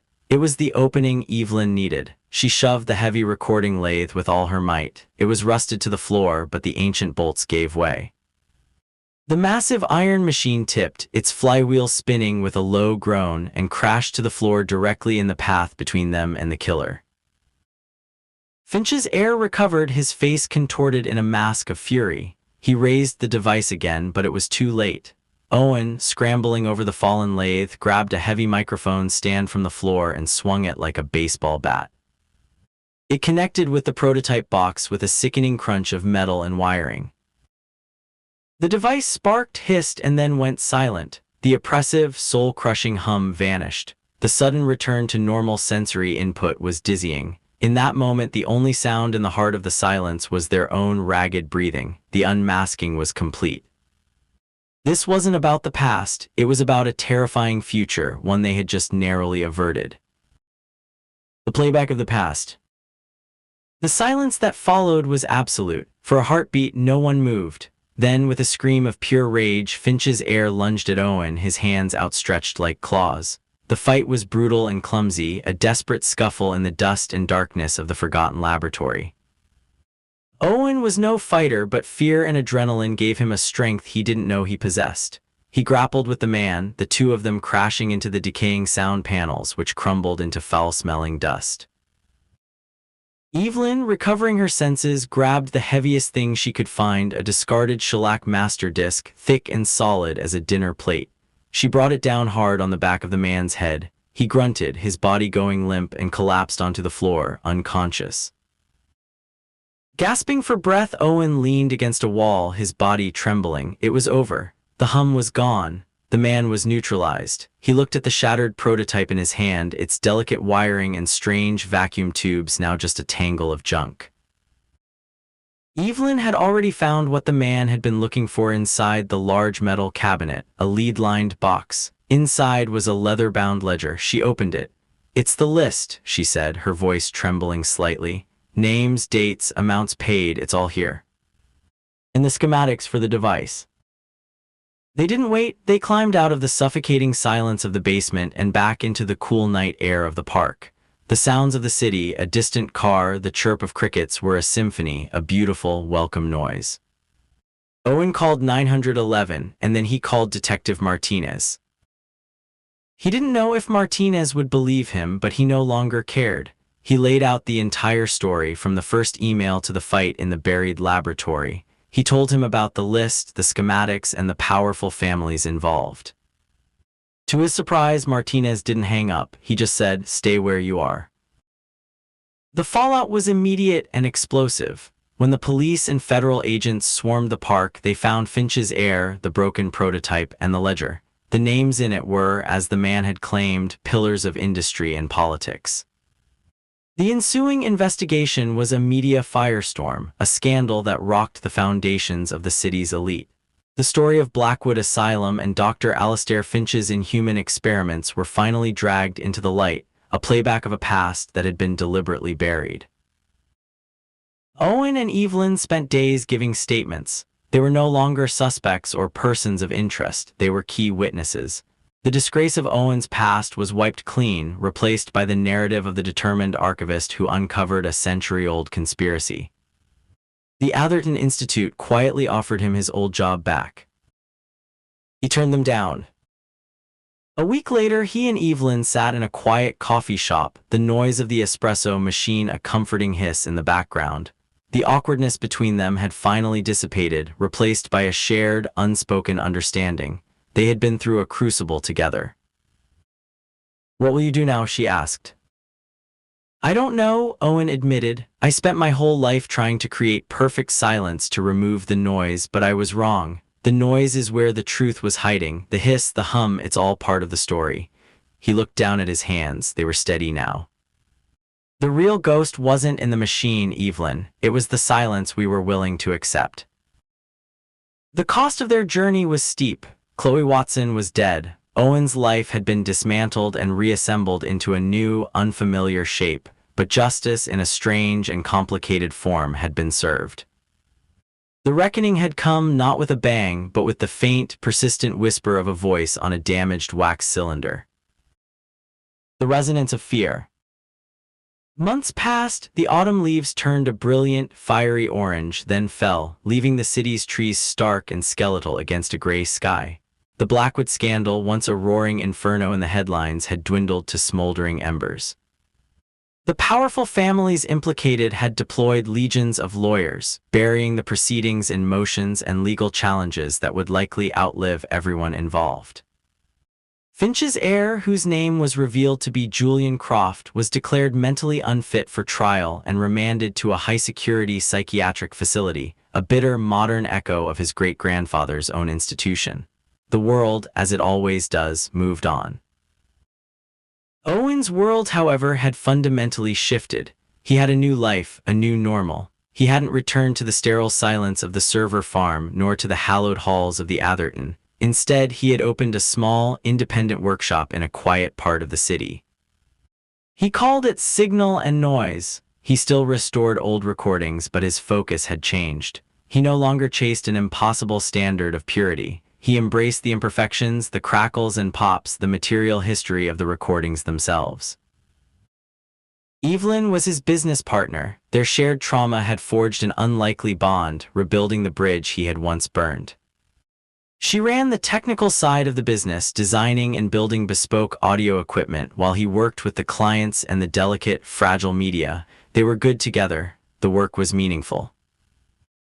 But the silence was never truly silent anymore. The experience with Finch's machine had left a permanent mark, a subtle tinnitus of the soul. Sometimes, in the dead of night, Owen would wake up with a phantom vibration in his chest, the memory of the hum echoing in his bones. He could no longer listen to infrasound tests or low-frequency sweeps without a knot of ice forming in his stomach. He had heard the sound of oblivion, and it was a resonance that, once felt, could never be entirely forgotten. He was in the workshop late one evening, meticulously cleaning a set of old acetate discs from a local jazz musician's estate. The work was calming, the methodical process a form of meditation. Evelyn had gone home hours ago. The only sounds were the soft whir of the ventilation system and the gentle brush of his tools against the disc. He paused, setting his brush down. He tilted his head, listening. The whir of the ventilation fan, it had a certain rhythm, a low, steady pulse. Thrum, thrum, thrum. He froze. His heart began to hammer against his ribs. It was just a fan, an old, slightly unbalanced fan. It was a normal sound, a meaningless piece of background noise. He knew that. Intellectually, he knew it. But for a long, terrifying moment, his body didn't. The old fear, cold and sharp, pierced through his hard-won peace. He felt the phantom pressure, the draining of his will, the siren song of surrender. He closed his eyes, his knuckles white as he gripped the edge of the workbench. It's just noise, he told himself, the words a mantra, just noise. He took a deep breath, then another. Slowly, deliberately, he uncurled his fingers. He picked up his brush and returned to his work, his movements precise and calm once more. The sound of the fan was still there, a low hum in the quiet room. But he worked through it, letting it become just one more layer in the complex, imperfect soundtrack of his life. The immediate threat was gone, the case was closed, and a form of peace had been found. But Owen Simmons now understood that not all shadows ever truly fade. Some simply change their frequency, hiding in plain sight, waiting in the noise for someone to listen just a little too closely. The end. We hope you enjoyed that tale. Our next story begins now. Story 3. What the Map F4GTS. The Wrong Kind of Chalk. The city was a text Matthew Gonzalez could no longer read without seeing the errors. He saw them in the hairline fracture of a poorly cured sidewalk, the subtle sag of a pre-war cornice, the way water pooled where it shouldn't after a rainstorm.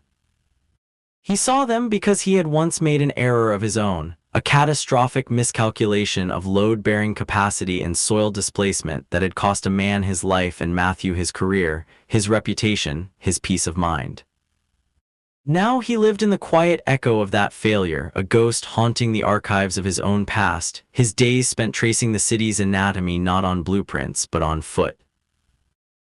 His apartment, a cramped third-floor walk-up overlooking a brick-dusted alley, was a cartographer's fever dream. Topographical charts overlapped with historical Sanborn maps. Yellowed blueprints, brittle as autumn leaves, were pinned over modern zoning plans. He was a scholar of the city's forgotten bones, the buried creeks, the sealed-off subway tunnels, the phantom limbs of infrastructure that still twitched beneath the asphalt skin. This obsession was his penance. If he could understand every line ever drawn, every foundation ever poured, perhaps he could understand where his own line had gone so disastrously wrong. This morning, the air was thick with the promise of rain, the gray sky pressing down on the rooftops. Matthew was on his usual circuit, a meandering 20-block loop that took him past a series of architectural curiosities only he would notice. It was on the corner of Ash and 11th at the base of the old Glickman building that he saw it, a chalk mark. It wasn't the spray-painted tag of a graffiti artist or the crude scrawl of a child. It was a precise, technical symbol, a circle bisected by a cross with a dot in the upper right quadrant, a surveyor's station point marker. He knelt, his fingers hovering over the crisp white lines. The chalk was waxy, industrial grade, the kind used for marking steel beams, not sidewalks. It was wrong. Station points were established with brass discs set in concrete, not chalk. They were permanent, official. This was a temporary thing aping permanence, an imitation, a ghost. He frowned, a knot tightening in his stomach that had nothing to do with the stale coffee he'd had for breakfast. He recognized the specific notation. It was an older style, one he'd only seen in textbooks and on blueprints from the early 20th century. Who would be using a defunct surveyor's mark on a building downtown? He scanned the street. Commuters flowed past, heads down, oblivious. No survey crew, no construction, just the mark, stark and white against the grimy concrete. He took a photo with his phone, the clinical precision of the act, a familiar comfort.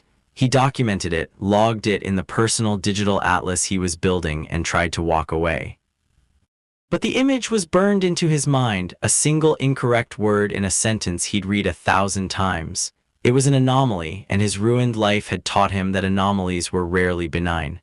They were the first whisper of a coming collapse.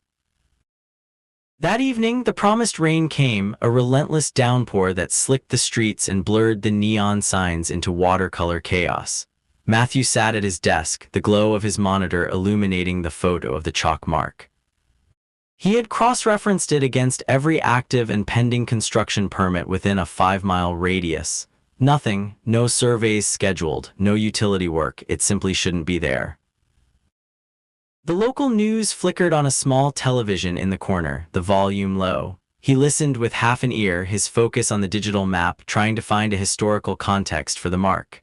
A word from the TV anchor cut through his concentration. Found this afternoon in his downtown office. Police are calling the death of accountant Stephen Taylor suspicious.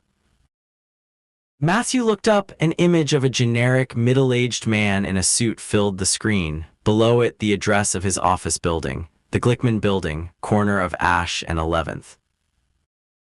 A cold dread, sharp and familiar, crept up his spine.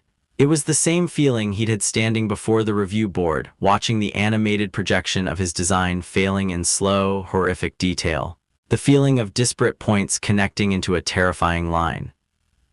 A coincidence? It had to be a coincidence. People died. It was the one certainty of any structure, human or concrete.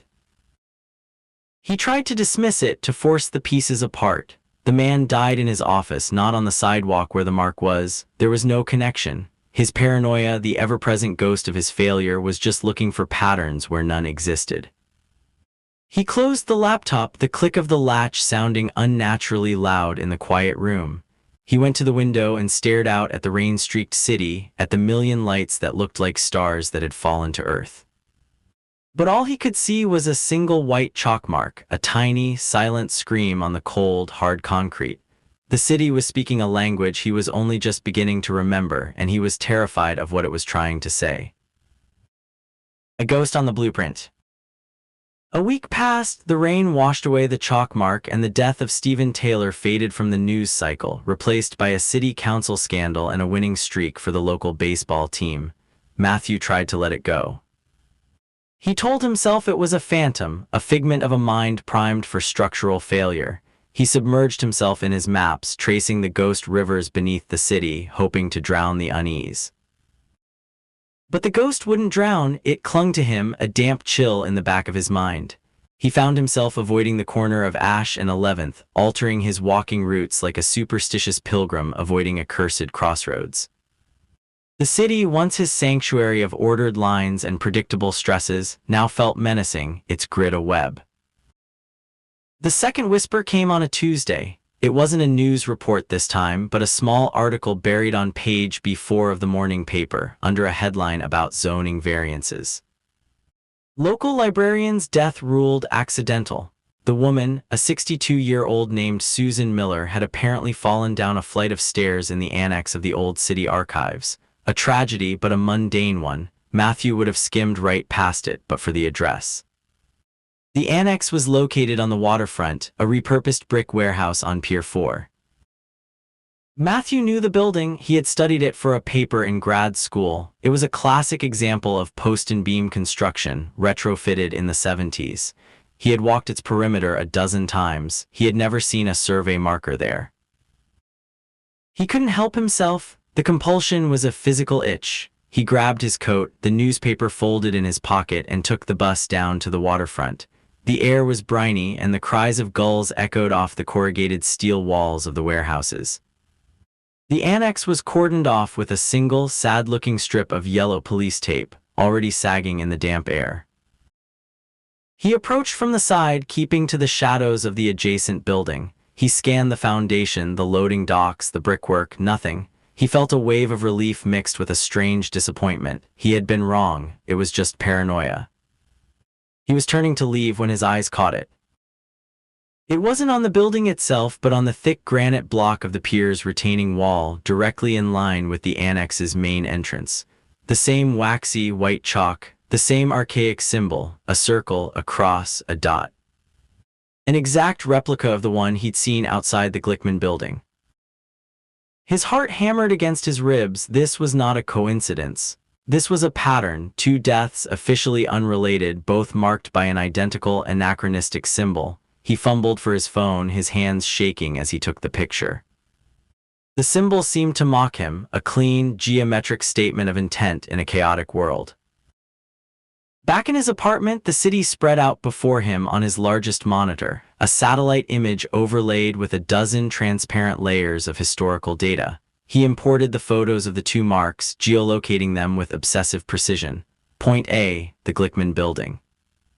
Point B, the Pier 4 Archives Annex. He stared at the two blinking cursors, separated by 2.7 miles of urban sprawl. What was the connection? He started pulling up files, tearing through his digital archives. What did a downtown office building and a waterfront warehouse have in common? Zoning? No. Age? No. Ownership history? No. He worked for hours, his coffee growing cold, the city outside fading from dusk to true night. He was chasing a ghost and the trail was cold. Defeated, he leaned back, rubbing his tired eyes. His gaze fell upon a stack of rolled-up blueprints in the corner, held together by a thick rubber band. They were copies of his own failed project, the one he could never bring himself to throw away. The West Line Metro Extension, a project designed to connect the financial district to the redeveloped waterfront.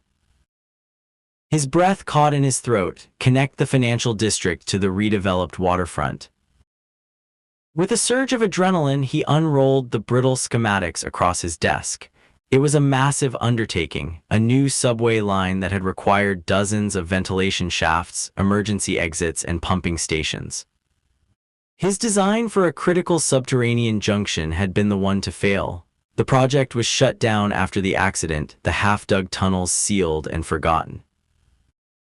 His eyes scanned the master plan, his finger tracing the dead artery of the proposed tunnel. It ran from a nexus point just 2 blocks from the Glickman Building, out towards the bay, terminating at a planned station right next to Pier 4. His blood ran cold. He pulled up the detailed survey plans from the project's initial phase, blueprints from before he was even hired. He found the surveyor's reports, the logs of every station point established for the dig, and there they were. On page after page, the same symbol, circle crossdot, denoting a primary station point. The killer wasn't just leaving a mark, they were following a map that only existed in dusty city archives and in the nightmares of the man who had been destroyed by it. He located the 2 points on the old survey map, Station Point C7 near the Glickman Building, Station Point F12 at Pier 4. They were part of a sequence, a progression. The killer was retracing the path of a ghost project. And if the pattern held, Matthew knew where the next mark would be. He also knew he was the only person in the entire city who could. The revelation was suffocating. The blueprint for his greatest failure had become a murderer's playbook. Echoes in the archives. The weight of the knowledge was a physical pressure, crushing the air from Matthew's lungs. He was the sole custodian of a terrible secret, the unwilling expert on a map being drawn in blood. His first instinct, the reflex of a man beaten into submission by bureaucracy, was to go to the police. He found Detective Richard Miller at the 17th Precinct, a man whose weary posture suggested he was held together by caffeine and cynicism. Miller's office was a cluttered testament to unsolved problems. Matthew, clutching a roll of blueprints like a holy text, tried to explain. He laid out the maps, pointed to the symbols, connected the deaths of Stephen Taylor and Susan Miller to the defunct Metro line. Miller listened with a patience that was somehow more insulting than outright dismissal. He looked at Matthew not as a witness, but as a specimen. He knew who Matthew was. The name Gonzalez was still a cautionary tale in the city's development circles. "Mr. Gonzalez," Miller said, his voice gravelly. He pushed the blueprints back across the desk. "You're telling me a killer is recreating a 30-year-old survey plan from a failed subway project, and his victims are a random accountant and a librarian?" "They're not random," Matthew insisted, his voice tighter than he wanted.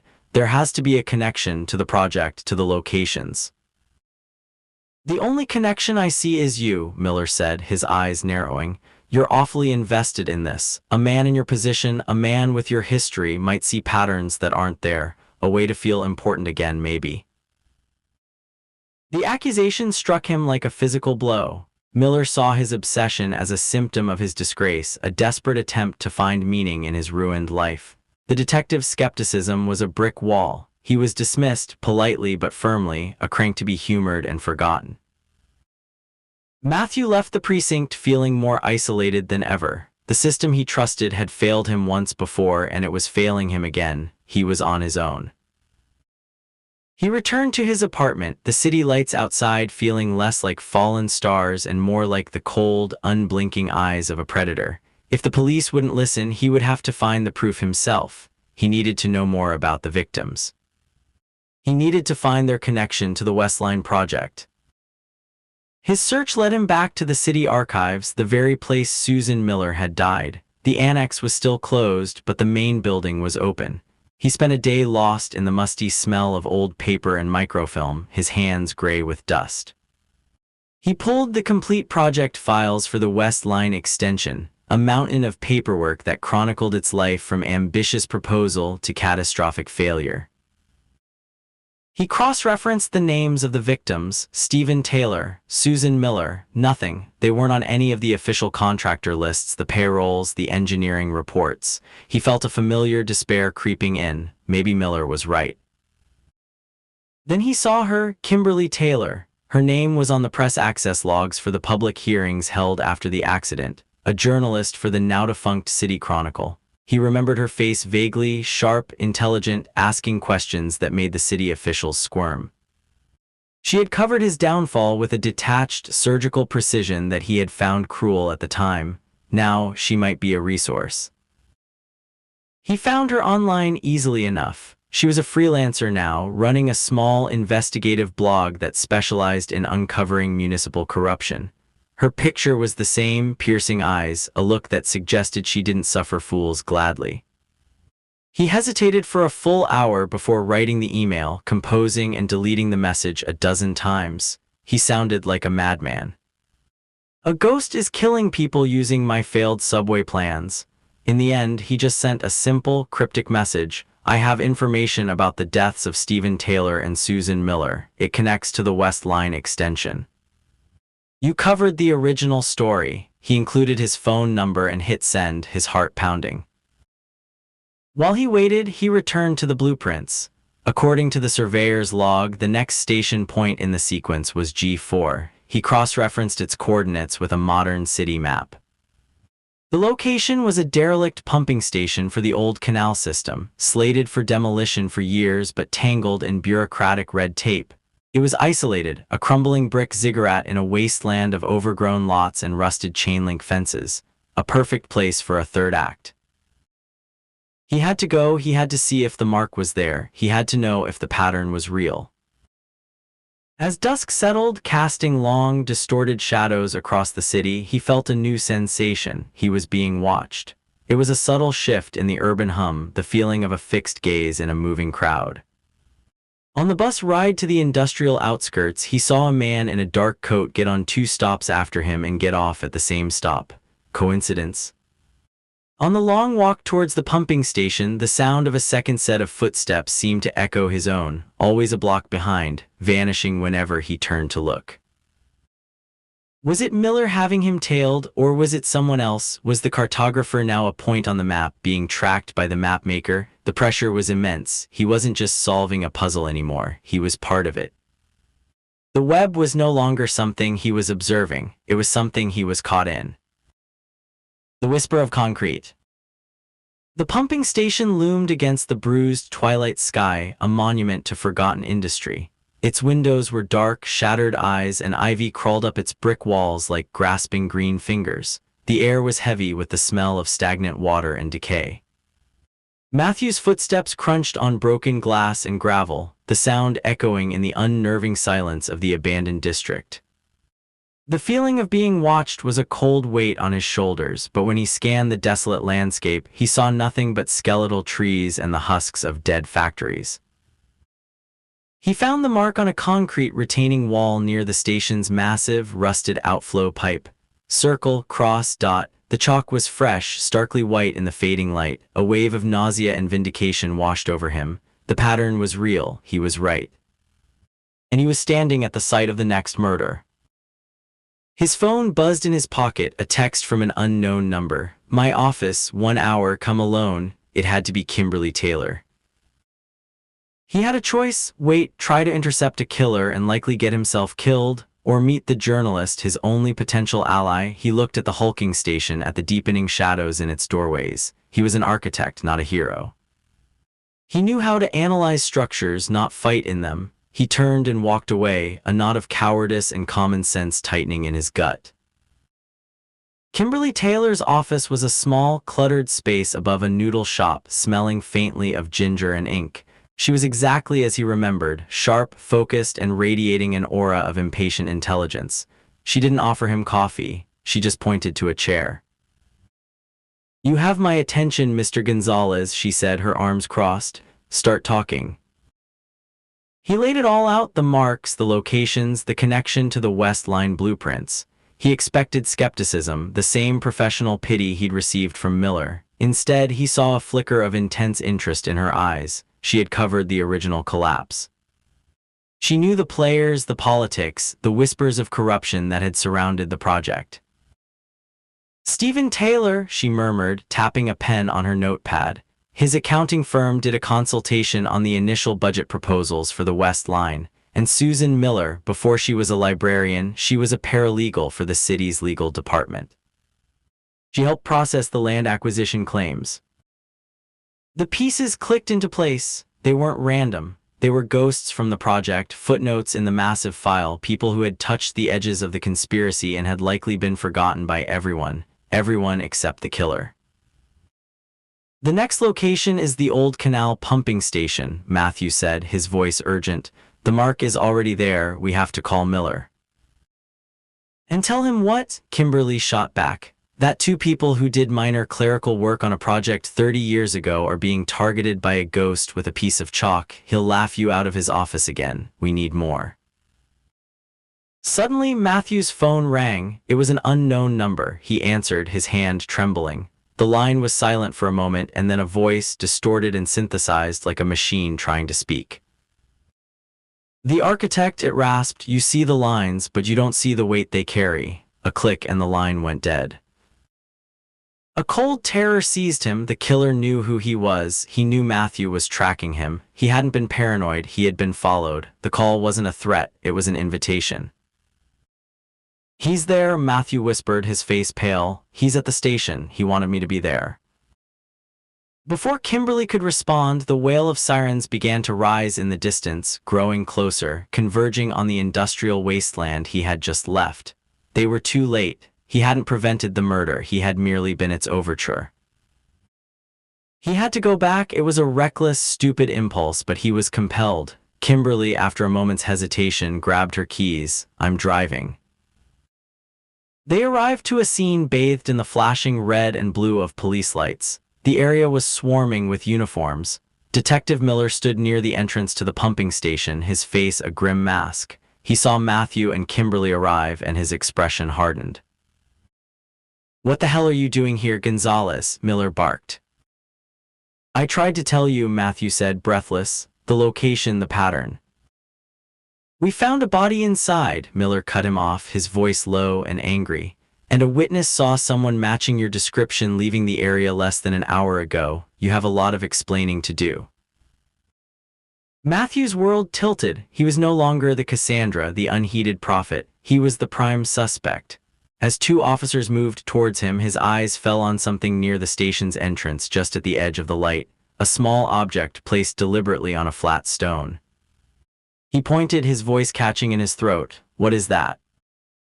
A forensics technician carefully bagged the object. It was a small, hand-carved bird, whittled from a piece of dark wood, its details rough but distinct.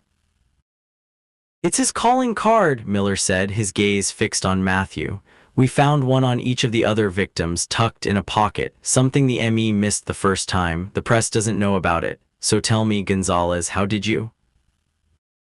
Matthew had no answer. He had walked right into the killer's trap. The chase was over. He was the prey, and the cage door had just slammed shut. The lie beneath the stone. The interrogation room was a sterile, soundless box. Matthew sat under the flat, humming glare of a fluorescent light, the events of the past few hours replaying in a nauseating loop. Detective Miller saw him as the killer, an unhinged architect playing a twisted game, using his past failure as the stage for a new tragedy. Every denial, every attempt to explain the pattern, only seemed to cinch the knot of suspicion tighter around his neck. His encyclopedic knowledge of the West Line project, once his intellectual burden, was now his curse. It made him the perfect suspect. He was released after 6 hours with a stern warning not to leave the city. Kimberly Taylor was waiting for him outside the precinct, her car idling at the curb. Her expression was grim, but it held none of Miller's accusatory fire. "They took my files, my computer," Matthew said, his voice hollow as he slumped into the passenger seat. "They think I'm him." "They're wrong," Kimberly said, her tone leaving no room for argument. "The killer called you. He lured you to the station, then called in the tip himself. He's framing you. He's using you." "Why?" Matthew asked, the question a raw ache in his chest. "Why me?" "Because you're the only other person who understands the map," she said, pulling away from the curb. "You're part of his narrative, the disgraced architect. You give his story a perfect scapegoat." Isolated, under suspicion, and with the police now actively working against him, Matthew felt the last of his carefully constructed world crumble. There was nowhere to turn. He was a ghost in his own life, haunted by a past he couldn't escape and a present he couldn't control. He had to trust Kimberly. She was his only anchor. "We have to get ahead of him," she said, her knuckles white on the steering wheel. "We know he's following the survey points. We need to figure out who the targets are before he gets to them. We need to find the real connection."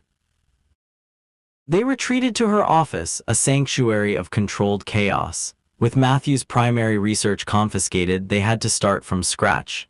They worked through the night, fueled by stale coffee and a shared, desperate urgency. Kimberly, using her journalist credentials, accessed archived city employment records and legal databases that Matthew could never have reached. They compiled a list of every person who had ever been officially involved with the West Line project, from executives and engineers down to secretaries and site foremen. They cross-referenced it with the victims: Stephen Taylor, the accountant; Susan Miller, the paralegal. The third victim, they learned, was a man named Dennis Carter, a retired city inspector. All three had performed minor, seemingly insignificant roles. "It makes no sense," Matthew said, staring at the names on the whiteboard. "They're background players. Why them?" "Maybe we're looking at the wrong list," Kimberly suggested, her eyes tired but sharp. "The official records. What if the real connection is off the books?" Her words sparked a memory in Matthew's mind. The accident, the collapse of the tunnel junction. He remembered the chaos, the inquiries, the reports. The official story was that a construction worker, a man named George Lee, had been tragically killed due to the flaw in Matthew's design. It was the weight of that man's death that had broken him. "The accident," Matthew said slowly. "Tell me everything you remember about the man who died, George Lee." Kimberly started typing, her fingers flying across the keyboard. "George Lee, 45, employed by Ferro Concrete, one of the primary contractors. Survived by a wife and a son." She paused, her screen showing a grainy photo from an old news article. Matthew leaned closer. He'd seen the photo 100 times in his nightmares, but now, with fresh eyes, he saw something else. It was the background of the photo, a group of concerned city officials at the site. One of them was a face he knew. Harold Reed, the lead developer on the project, a man who had publicly crucified Matthew to save his own company. And standing just behind Reed, almost out of frame, was a younger man in a hard hat, his face grim. "Who's that?" Matthew asked, pointing to the young man. Kimberly zoomed in, no name in the caption. "Looks like one of the site crew." She kept digging, pulling up personnel files from the contractor. "Okay, I'm cross-referencing site rosters from the week of the collapse. There was a junior surveyor on that crew. His attendance record stops the day of the accident. He never came back to work, vanished." "What was his name?" Matthew asked, his blood turning to ice.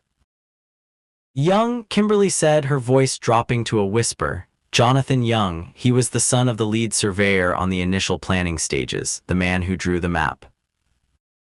They stared at each other, the hidden truth clicking into place with the force of a tectonic shift. It wasn't about the project's public history. It was about its secret one. What if George Lee wasn't the only one who died that day? Kimberly found it an hour later, buried in a preliminary coroner's report that had been superseded by the official inquiry. Before the collapse on the same day, a site foreman had reported another worker missing in the tunnels. That worker was Jonathan Young's father. The report was quietly shelved when the larger disaster occurred. The official narrative took over. George Lee died in the collapse caused by Matthew Gonzalez. It was a simpler, cleaner story. The truth was a lie buried beneath 30 years of stone and silence. The victims weren't random. They were the ones who had helped bury it. Taylor, the accountant who cooked the books to hide a missing worker's pay. Miller, the paralegal who backdated a property easement to obscure the timeline. Carter, the inspector who signed off on a safety report for a section he never entered. They were the accomplices. And Jonathan Young, the junior surveyor, was the ghost. The son avenging a father whose death had been erased from the map, using the very lines his father had drawn to write a new, bloody story. The hand-carved bird was the final piece. The family name, Young.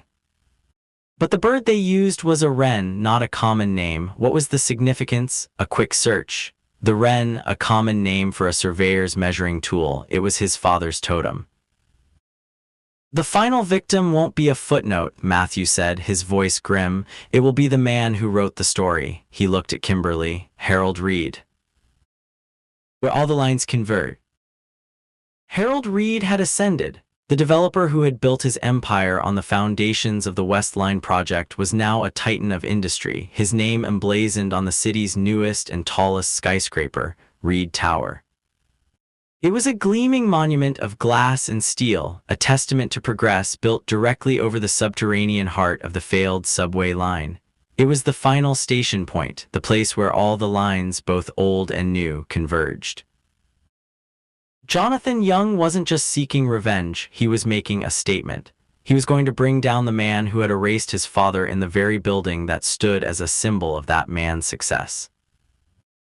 He'll go for Reed tonight, Matthew said, a frantic energy coursing through him. There's a gala, a fundraiser for the mayor. Reed will be the guest of honor. The building will be full of people. Kimberly was already on the phone, trying to get through to Detective Miller's direct line. He's not picking up. He probably thinks it's you calling to harass him.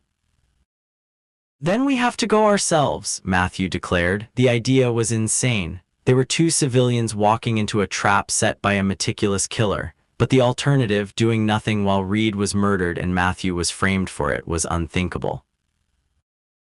They raced across the city, the glittering spire of Reed Tower acting as their North Star. Kimberly used her press credentials to get them through the first layer of security, into the opulent, crowded lobby. The air hummed with champagne-fueled chatter and the soft strains of a string quartet. Men in tuxedos and women in shimmering gowns drifted past, oblivious to the history buried beneath their feet. Harold Reed was on a dais, accepting an award, a portrait of civic virtue. He won't do it here, Matthew whispered to Kimberly, scanning the room. It's too public. He's a surveyor, a planner. He operates in the hidden spaces, the sublevels, the service corridors.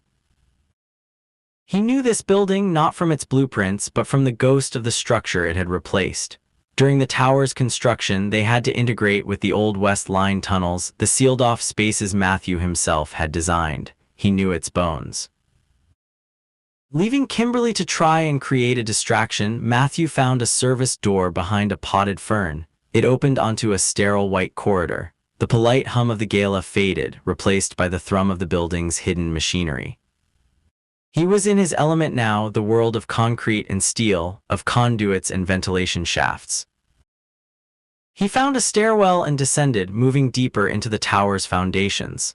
Level P1, P2, then a heavy, unmarked steel door. He recognized the City Transit Authority's emblem, faded but still visible beneath a coat of gray paint. It was the access point to the old tunnel junction. The lock had been forced. He pushed the door open and stepped into darkness. The air was cold, still, and smelled of damp earth and ozone. He fumbled for his phone, its light cutting a weak path through the oppressive black. he was in the tomb he had designed. The curved concrete walls of the sealed subway tunnel stretched out before him, a cathedral of his failure.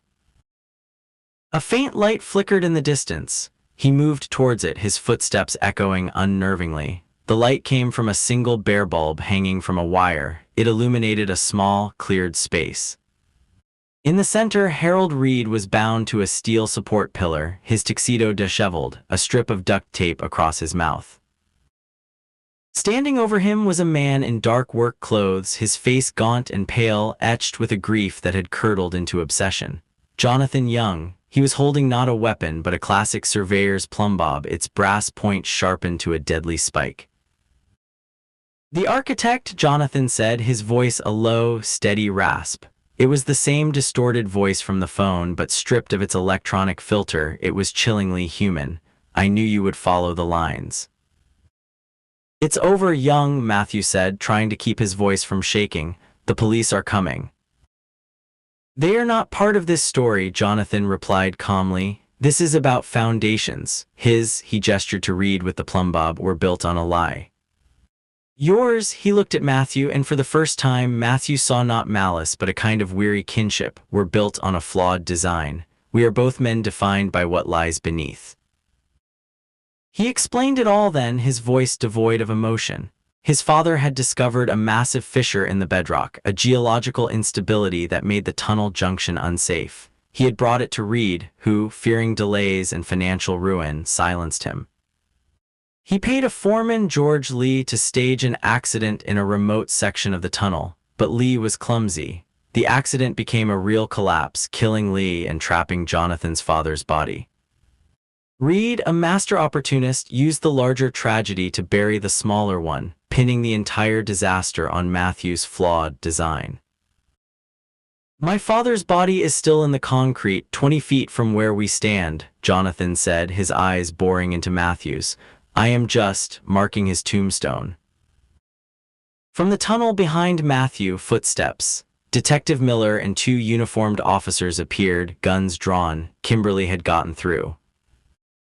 "Drop it, Young," Miller commanded. Jonathan ignored him. He raised the plumbob over Reed's chest. "A structure built on a corrupt foundation cannot stand," he whispered. Matthew saw the desperate, fatalistic certainty in his eyes. He wasn't going to be taken alive. He was going to finish his map. In that split second, Matthew didn't see a killer. He saw a reflection of his own obsession, twisted into a terrible new shape. He did the only thing he could think of. He didn't charge forward. He looked up. "The rebar in this section," Matthew said, his voice loud and clear, echoing in the tunnel. "The pour was compromised by the collapse. The tensile strength of the ceiling directly above your head is less than 60% of the original specification. A gunshot, the shockwave, it could bring it all down." He was lying. The design had been sound. But Jonathan, a man who understood structure, who lived by the precision of lines and numbers, paused. His eyes flickered upwards. It was the hesitation Miller needed. The officers surged forward, tackling Jonathan, the sharpened plumbob clattering to the concrete floor. It was over. The climax was not a bang, but the quiet click of handcuffs and the exhausted sighs of men who had been pushed to their limits. As they led Jonathan away, his eyes met Matthew's one last time. There was no anger, only a quiet, solemn acknowledgement. The architect had understood. The weight of the story. The aftermath was a flurry of flashing lights and urgent voices, a storm of activity in the silent tomb. Harold Reed, freed from his bonds, immediately began spinning a narrative of his own victimhood, his voice a practiced, oily balm of corporate damage control. But his story was already crumbling. Kimberly Taylor was there, her phone recording every word, every denial. She had the coroner's suppressed report, the old employment records, the truth. The story she would write would not be about a heroic developer. It would be about a lie 30 years in the making. Matthew stood to the side, a ghost at the feast of his own vindication. The weight of his disgrace, a burden he had carried for a decade, was finally lifting. It wasn't his fault. The design hadn't been flawed. The collapse had been a cover-up, a violent punctuation mark on a sentence of greed and murder. He was not the author of the tragedy, merely an unwitting character in it. Detective Miller approached him, his face etched with a weary resignation. The cynicism was gone, replaced by a grudging respect. "Gonzalez," he said, the name sounding different now. I owe you an apology. We were looking at the map and you were reading the story." Matthew just nodded. There was nothing to say. An apology couldn't return the years he'd lost to shame and self-doubt, the career that had turned to dust. But it was a start. It was an acknowledgement. In the days that followed, Kimberly's story exploded across the city. The tale of Jonathan Young, the surveyor killer, was a sensation, but the real dynamite was the unearthing of Harold Reed's original sin. Reed was arrested. His company went into a tailspin. The foundations of his empire, both literal and figurative, were exposed as rotten. The city was forced to reckon with its own buried history. The West Line project was reopened, not for construction but for investigation. They found the body of Jonathan Young's father exactly where Jonathan had said it would be, encased in the concrete of Pillar C12, a silent, permanent monument to the city's corruption.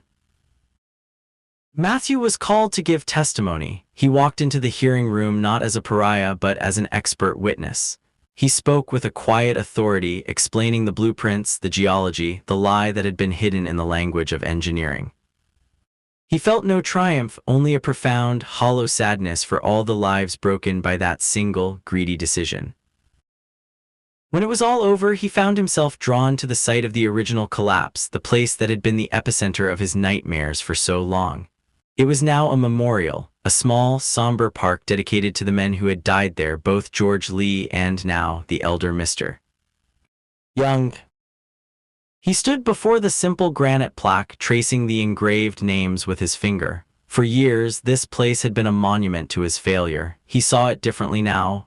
It was a nexus, a point where lives had intersected and shattered. It was a place of tragedy, but it was no longer his tragedy alone. It belonged to the city, to the Youngs, to the truth. He looked out at the skyline, at the intricate, chaotic grid of streets and buildings. The city was no longer just a collection of errors and stresses to him. It was a text, yes, but a living one, full of revisions and redactions of stories written over other half-erased stories. He had spent a decade reading only his own miserable chapter. Now, finally, he felt like he could turn the page. The weight was still there, but it was the weight of a story understood, not a shame carried alone. An unfinished map. 6 months later, the city had a different texture. The autumn air was crisp, and the leaves in the small memorial park were turning gold and red. The scandal had faded, as all scandals do, absorbed into the city's complex narrative. Harold Reed was tangled in legal battles he would likely never escape.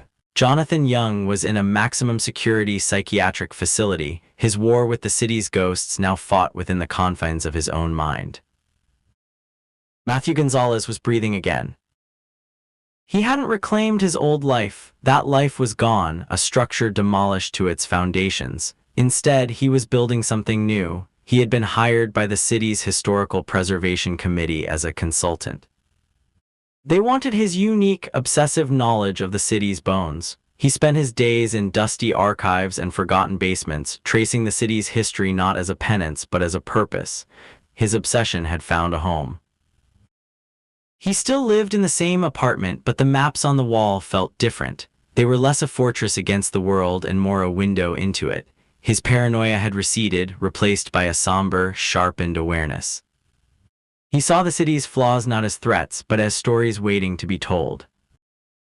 He and Kimberly Taylor had a tentative, unspoken friendship forged in the crucible of those frantic days.